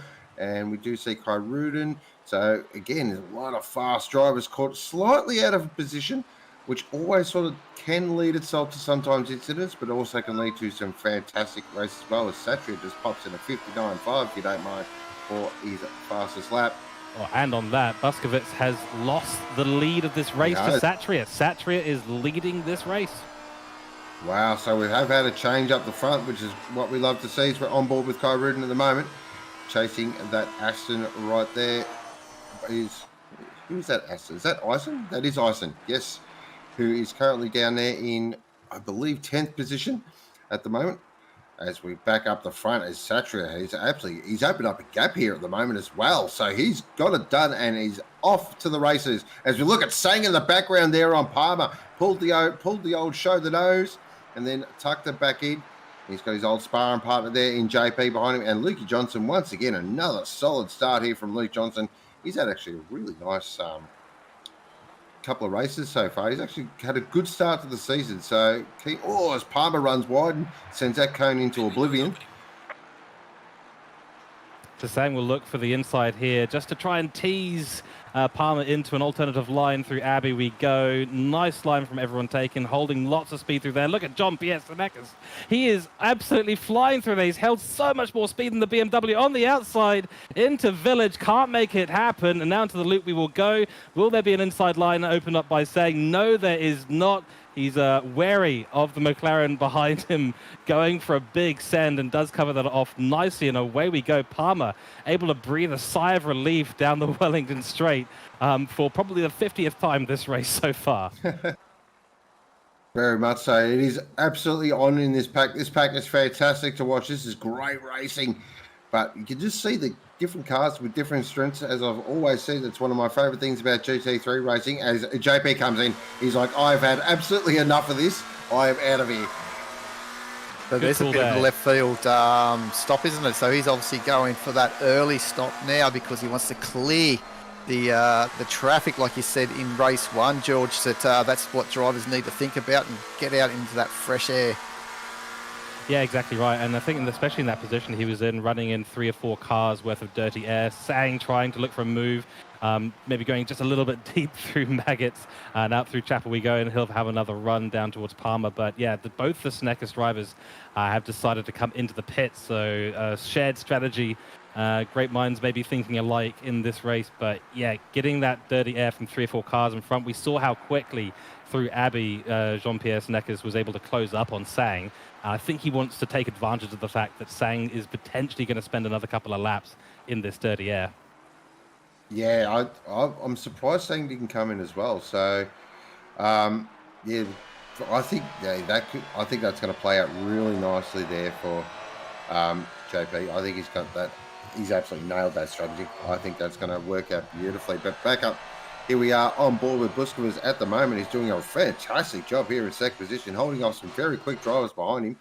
But here's Carl Johnson. He's going to start to work on the back. And they've actually made up a bit of ground there on Satria. So they've Satria might have just had a bit of a struggle this lap. So they come through the stupid loop. Now heading down towards, which one? This is the Wellington Straight. So many bloody straights here. I always get a mix. I always get Wellington and Hamilton always mixed up. What about a good Wellington pie, guys? Oh. Hey? Well, that'd be great. That's a bit of British fare, isn't it? A nice Wellington pie. Yeah, too right. Yeah, it's a shame the real history is that they used to launch the Wellington bombers from that straight. Here we go. There's Palmer into the pits now. Will Sang follow him, though? That's the question I'm really keen to understand. Fastest lap set by Stan Buskovitz. So he's on a charge here, trying to catch up to Satria and regain the lead of this race. Based on the previous race, we'd probably say... Here we go. Yep, that's this replay. So, everyone, get your pens and pens, get your judge books out, and let's see what we think here. So, 3 wide in. Oh, you know what? I'm going to let the smarter people decide that one. I'm not touching Oh, that. into Oh, in the behind background as of there, well. I saw that. Yes. Oh, wow. That's 6 cars. I'm surprised we didn't see a safety car for that, but I suppose there wasn't enough action on track for that to happen. Buskovitz under a lot of pressure now. It's a tricky one. 3 wide to Stowe, I would be hard-pressed to say that's anything other than a racing incident. It just does not work. I think I'm going to tend to agree with you there. I thought, because JP looked like he was up far enough as well, going around the outside. Kai Rudin was kind of in a bit of no man's land. So, yeah, I'm thinking racing incident. But, of course, we'll leave that to our fantastic stewards as we're looking here at Busquets and Johnson. And Johnson is really starting to light the wick now. He's decided, right, this is where I'm going to try and make a move, try and force a mistake maybe. Going to go for a bit of a send here. Oh, he is. He's thought about it. He's gone straight up the inside. Oh, that's a great move. What a move there from Johnson. Fantastic. Got that done. And well done to Busquets as well. Just opened the wheel enough not to make contact, and he's got the job done. That moves Johnson now up into second position. So he is trucking along nicely. Yeah, that was a textbook manoeuvre, wasn't it, guys? That was nice and clean. Yeah, it's one of those interesting maneuvers where you sort of you don't really have the overlap into the braking zone, but you see the driver, or the driver ahead sees you in the rear vision mirror, and they start thinking, oh, well, I've got to make sure that I give space if it does do a send, which inevitably leads that driver to then make room. Then you do the send. So it was really, really good work there. But Buskovitz making sure there was room on the inside line, nearly had a way to go around the outside, but too much speed held by Palmer, and up he goes, and that was a brilliant move. Now on board with Sang, and he is starting to pull a little bit of a gap here to, I believe, that is John Senekis in the background there, and Jean-Pierre in front. So I think Sang has come in for a pit stop. He's ended up between the Senekis drivers, and that's worked out quite nicely for Jean-Pierre. It certainly has. He played that beautifully. As we do see the undercut, as we're saying, he's quite strong around here, and he's just flicked in a 57.5, if you don't mind. And I expect that purple McLaren to just draw. Oh, Luke Johnson here. As Luke Johnson pulled the masterstroke of all masterstrokes, though, he has. Oh, Lukey Johnson. What a absolute masterclass that is. What a brilliant bit of strategy. And that's got him ahead as Sang as well. Wow, fantastic stuff. Yeah, that's a very good move for him as well, for Luke Johnson. And that's going to give also John Sonicus a little bit of an opportunity maybe to try and cause himself a bit of a nuisance to Sang. Oh, but he's, we're just talking up Luke Johnson as he's run wide. Can he hold on? He's going to have the inside into, I'm not too sure the corner name, but it looks like Sang's holding in around the corner. He's got the move done, and here comes on John Sonicus. Oh, no. On board. Yeah, I was gritting my teeth as I saw it happen through the last corner onto the Hamilton straight. That's so painful to see. We're on a replay right now. Great overtake by Sang. Good room left by Luke, but then John got a little bit eager here and clipped that sausage curb. Yeah. Oh, that is so difficult through there. Of course, the McLaren is a left-hand drive car, so you're not always 100% on exactly where the right-hand side of the car is. That's happened to many a driver over many a year. Very unfortunate. I'm gutted for them. Oh, there we Oh, go. very quick on that. Oh, that was lap one. JP, lap 1, 10-second penalty for causing a collision. So This is going to spice things up. that's going to definitely change the race results now. Now it's going to be really on there. That sausage, though, on the outside of club, thing is one of the worst sausages in the game completely. I think it's horrible. Yeah, couldn't agree more. And there is nothing you can do when you're on the outside there. All the barriers face back into the track. So if you get launched there, it's not just you in the car that's involved in an incident. It's potentially a lot of collateral damage as well. And luckily for them, they were in a reasonably clear part of the track with no one really around. Mark Bushell here, running behind Luke Johnson now. So I wonder how far these two have dropped back because of that incident. Seems to be quite a fair way down the grid, unfortunately. Yeah, with that penalty for JP too, guys, we've got to keep an eye on Shady Samuel as well. Currently yet to pit in position 7, 4th in the championship. So this is going to be a roll-on effect with that time penalty for JP, who was basically fighting Sang for the lead of this championship. So it could actually bring Shady Samuel right up into this championship hunt. Yeah, definitely. I mean, after round one, it's going to throw a bit. Yeah, it's going to mix things up, which is what we ought to see. Also, we are on board with Luke Johnson at the moment, who's on a bit of a recovery now. Oh, wow! Look at the wheel work there on the McLaren. Of course, and then holding damage as well. And for those McLaren drivers who have driven a McLaren before, a little bit of damage here and there on the aero. That car does feel rather unstable, unfortunately. Nice wide line through Abbey, trying to maximise the speed. Will he be able to make a send on the Nissan? Doesn't look like it. Had to get a little bit early on the brake. The Nissan does go very, very deep. Oh, that's nearly a move, but the 36 car, that I believe is, someone could probably jump in, Cameron Thistlewaite. So this is Cameron Thistlewaite versus Luke Johnson up the inside through Aintree. Now, who's going to have the speed? Let's see. A beautiful GTR. comparison for us. Look at that GTR. It's Unquestionable. Unbelievable. And he hold on though, he's gone in too deep. Oh, and Sang's now got a 10-second penalty for causing a collision on lap 2. So it is, wow. So That's evened it out. it has certainly. So our two sort of quickest sort of our championship leaders have both got penalties this race. So that is going to really open things up. And we are looking here still at Luke Johnson. I believe that is Mark Bushell right behind him as they are finding down there sort of in that. Oh, he's fighting the rear end of that car too. But let's not take any away also from Ricky Satria. Our AM driver currently leading this race, and Bowden92 on Twitch has actually let us know that he obviously was rookies last week to front of Sprint. So obviously yet to pit though, Bowden. But yeah, definitely out in front and doing an absolutely brilliant job. But as you said earlier, Sean, I think his time in an AM is very short-lived, I think. No, short-lived, it's done. It's finished. We are no longer referring to an AM driver, full stop. But he's got a bit of work here because Carl Johnson's put in some really nice laps in. He's just starting to eat into that gap as well. And Carl's quite experienced, knows what he's doing. So if Rick Satchery wants to sort of hold a really nice high position, he's going to have to work for this one, of course. And then we've got Kai Rudin there. I believe has stopped, so I think he will be the effective race leader. If someone can update me on that, George. I will have a little try. In the meantime, before I completely forget this, the incident there, Chris Thang, it was when we saw the green Aston Martin. You guys can remember who's driving the green Aston Martin. Lucas Keys, I think it was. Lucas Keys. So Chris Thang went for a bit of a send at the club chicane and tagged the rear of Lucas Keys. That's what sent Lucas Keys wide and over the grass. Yep. Well, there we go. So, thanks for the as we're on board with Brad Palmer. Now, everyone, just listen to the most glorious sound in the world. 9,000 RPM, flat six, Porsche, nothing better. And it's got the vacuum cleaner in front of it. But we won't hear that because listen to this thing just rev. Yes. Awesome. How good is that? Thank you, Neil. Appreciate it.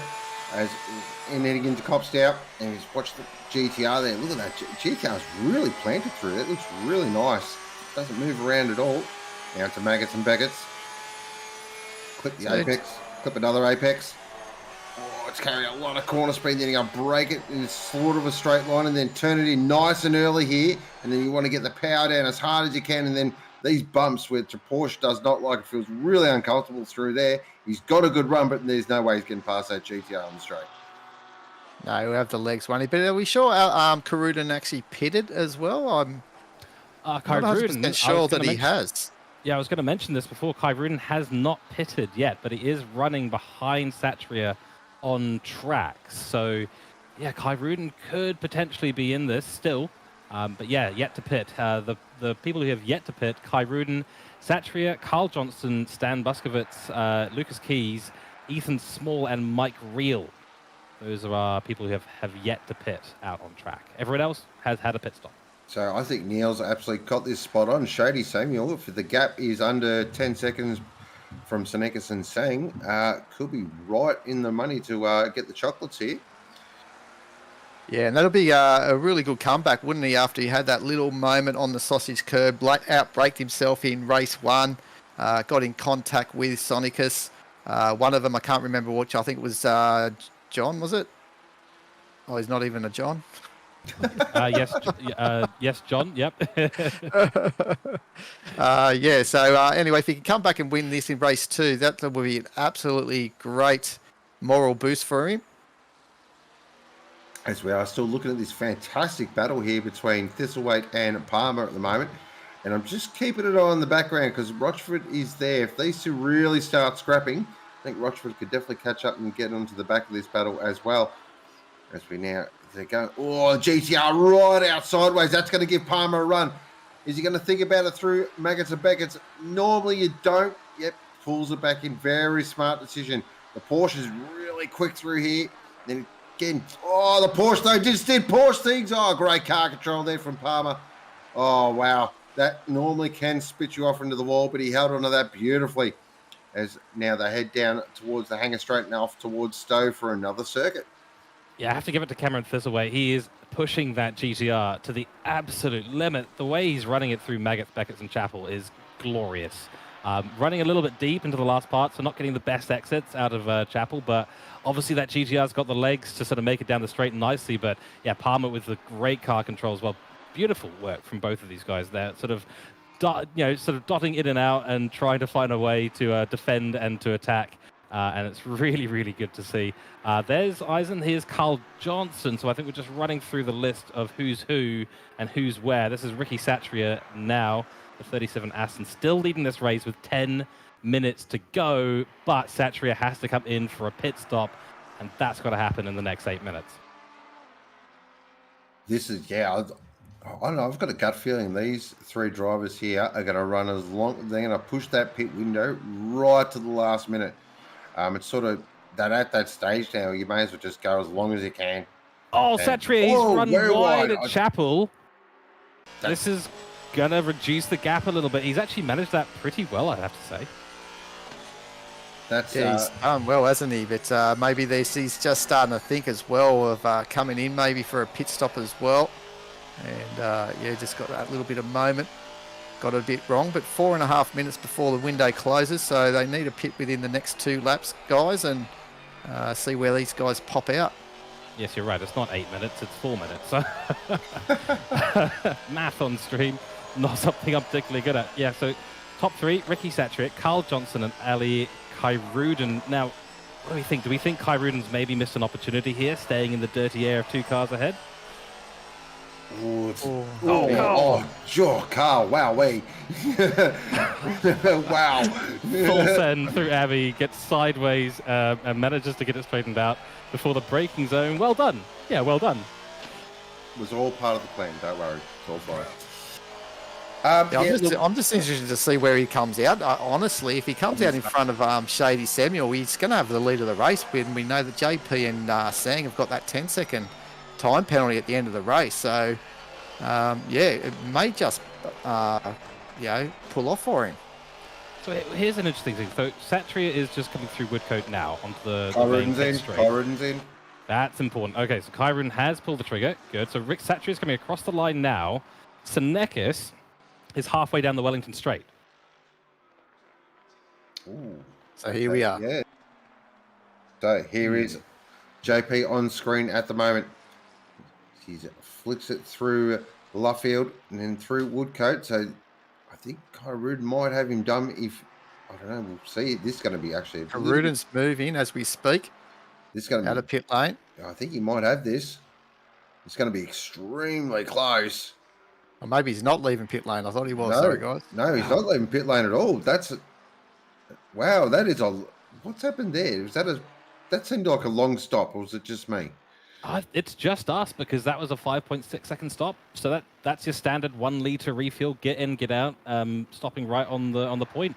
Okay. I think I think Jean-Pierre has had that clean air for all this time, has run faster laps all the way through, and Kyruden has just spent too much time in dirty air this race.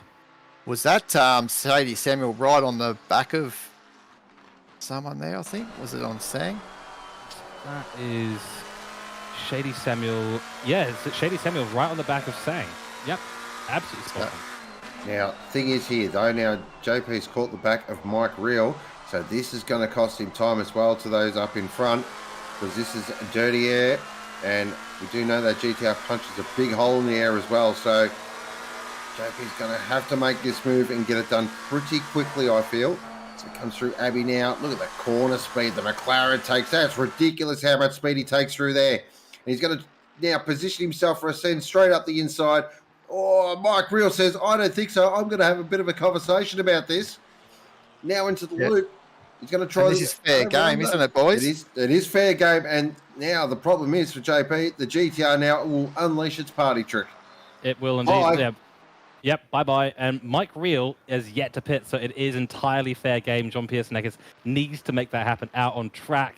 We've got Satria and Johnson both now in the pits with 1 minute left in this pit window, so they've timed it to perfection. Mike will have to come in this lap as well, or he will suffer a massive penalty. Expect to see him run off to the side. Yes, he does. In he comes, releases Jean-Pierre Senekes. Senekes will be breathing a sigh of relief right now. And out of the pits comes Satria. Let's keep an eye. This is going to be critical. Satria going down towards the pit exit. I think Senekes has got it. Yeah, he does. By quite a margin. That's a brilliant bit of driving. Oh, Sang runs a little wide there. And that's going to... Oh, here's the close battle, though. Oh, it looks like... Kai Rudin ahead. Got it done. Yeah, so we've had Kai Rudin, Sang, Shady Samuel, all ahead of Satria, who was leading the race from about lap 3. And that's not worked out particularly well for Satria, unfortunately. These other drivers have just been going a little bit faster on track, early pit stops for some. But I have to admit, for Kai Rudin, that has worked out quite well. Certainly has, but of course, keep an eye. We do have that 10-second penalty hanging over JP and Kai Rudin. So, oh, that looks really yucky. Not pleasant. So the gap at the moment, Jean-Pierre Senekes does not have a 10-second gap over the cars behind. So that is, at the moment, he's going to have to do a huge amount of work, or there's going to have to be an issue with Sang and Samuel. But yeah, I believe at the moment the top 3, and correct me if I'm wrong, everyone, but I believe Jean-Pierre is actually leading this race now, with Sang in 2nd and Shady Samuel in 3rd. I might be wrong about that. The timing sheets are not doing us any favors today. We're just continuing to watch the battle between Satria and Carl Johnson, so this is going to continue towards the end of the race, and Carl will be quite keen to make a comeback here. Cycling through the field here. Here we go. This battle is still raging. Oh, there he is, Rochford. I called this. I said he'd catch up. It's now a 3-way battle as Mike Reel gets a 15-second penalty for course collision on lap 2. This battle, I said this would close up to a 3-way battle, and here we go. So we're on board with Palmer at the moment. He's got Thistleweight right in front of him. The GTR, as we know, is an absolute rocket ship in the straight line, but the Porsche goes, yeah, but I have this little thing called brakes. Tips it. Oh, the Porsche feels yuck through there too.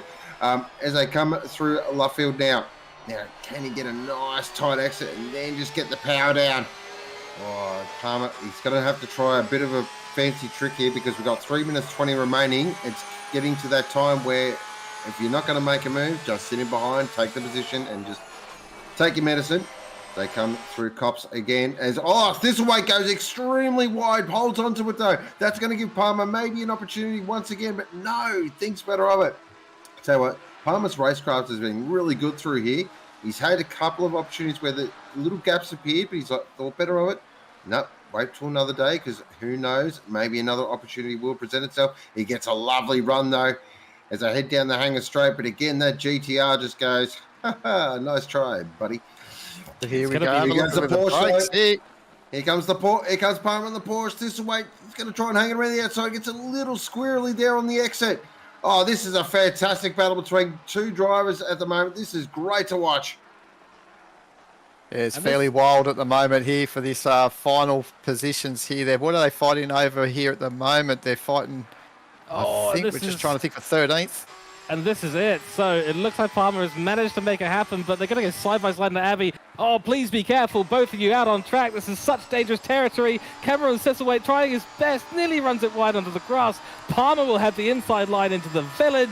I think it's done and dusted, and Cameron Thistleweight might even lose out to the Lamborghini behind. No, holds it in nicely. Palmer, what driving there?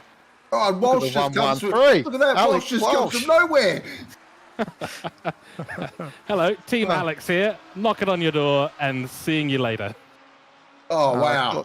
caught the Lambo nap in big time there, didn't he? Scott Rochford thought he was trying to get the Nissan, but next thing you know, he's got an Audi right up the inside. Wow. Yeah, I was gonna say before, the GTR just seemed to, no matter what kind of exit Cameron had, just seemed to have the acceleration and the legs on it just to disappear. But that exit through Chapel was absolutely key for Palmer. Set him up out through Club, and once they were side by side and he had the inside of Abbey, it was pretty much all she wrote at that point. As Johnson Eckers gets a 15-second penalty for causing a collision on lap 7. That was a fantastic balance. Really great to see as well. There was room given. Love seeing that stuff as we are on board with Mike Reel at the moment in the GTR. And did that? Is that part? I believe that is Lachlan Parkin up ahead. And saw there, Reel just had a bit of a moment there. That was a bit of a brown pants moment. And now has lost all that gap. So he's now going to have to work really hard as we've got only 40 seconds left. So this race has definitely been a lot more lively and spicy than race 1. As there is currently our leader at the moment on track is Jean-Pierre Senecas. But of course, we'll need to keep an eye on. We'll have to wait till race results are all panned out and race control burns the midnight oil and gets the abacus out to work out exactly who is where. Yeah, based on what we can see right now, Johnson Eckers does not have a 10-second gap. Brad Palmer, the 21 car, 10-second penalty for causing a collision on lap 7. Stewards trying to put out a fire in the stewards room as well as get all this sorted out. Shady Samuel is saying, a battle we have not focused on much, but it's been going on this whole time. This is a battle for essentially the lead of the race because Jean-Pierre does not have the distance. But that is going to be it for the most part because 0 time, across the line we go. Kai Ruden technically is the quote-unquote Kunos officiated leader of this race, and that will be the race over. Right there. Well done to Ricky Satria as well, too. He may just find himself on... I don't think he will get the podium. I think JP might just scrape home for 3rd position once those penalties come into effect, guys. Yeah, it's a tough one to call. Kai Ruden was reasonably close to them on track, as we did see the white flag only out for about 6 or 7 seconds, maybe. Could be a little bit wrong about that, so you could be absolutely right, Neil. And unfortunately, Sean, I think Brad Palmer, after all that hard work to make that move on that Nissan into P12 with that late time penalty, will obviously drop down the order as well. So all that hard work. But geez, he entertained us, didn't he, Brad Palmer? He certainly did. And that's what we love to see. We don't mind a bit of entertainment. We are in the entertainment business, as they say.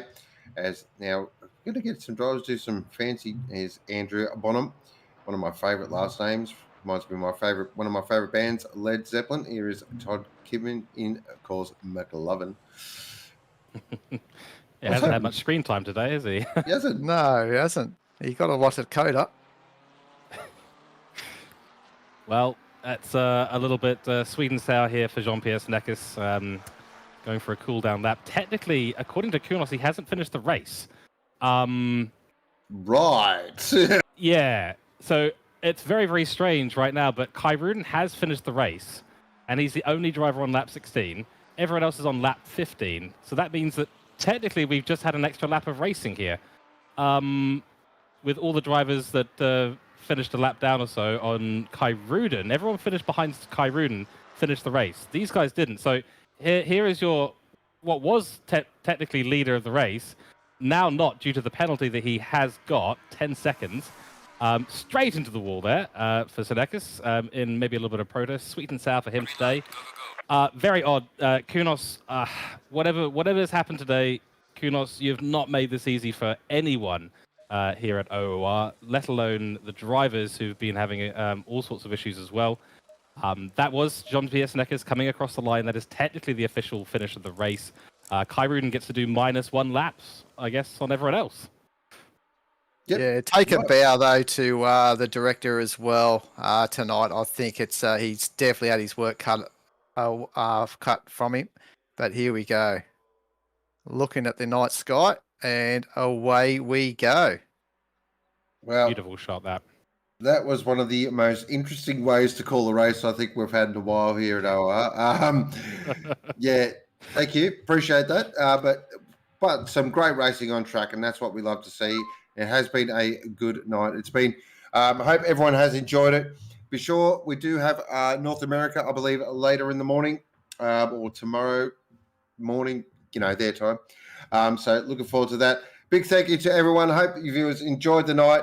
Massive thank you, of course, to our stewards and our race director. And be sure next weekend it is the OR Bathurst 12 hours. So make sure you are around for that next Saturday. It's going to be an absolute rips and order. Other than that, gentlemen, thank you. It's been a pleasure. And yeah, enjoy your evening. Thank you very much, Sean. Thank you, Neil. And thank you, team in the background. Yeah, thanks, George and Sean. And that was a very enjoyable Thursday night. All right, well, take it easy, everyone. Catch you next time.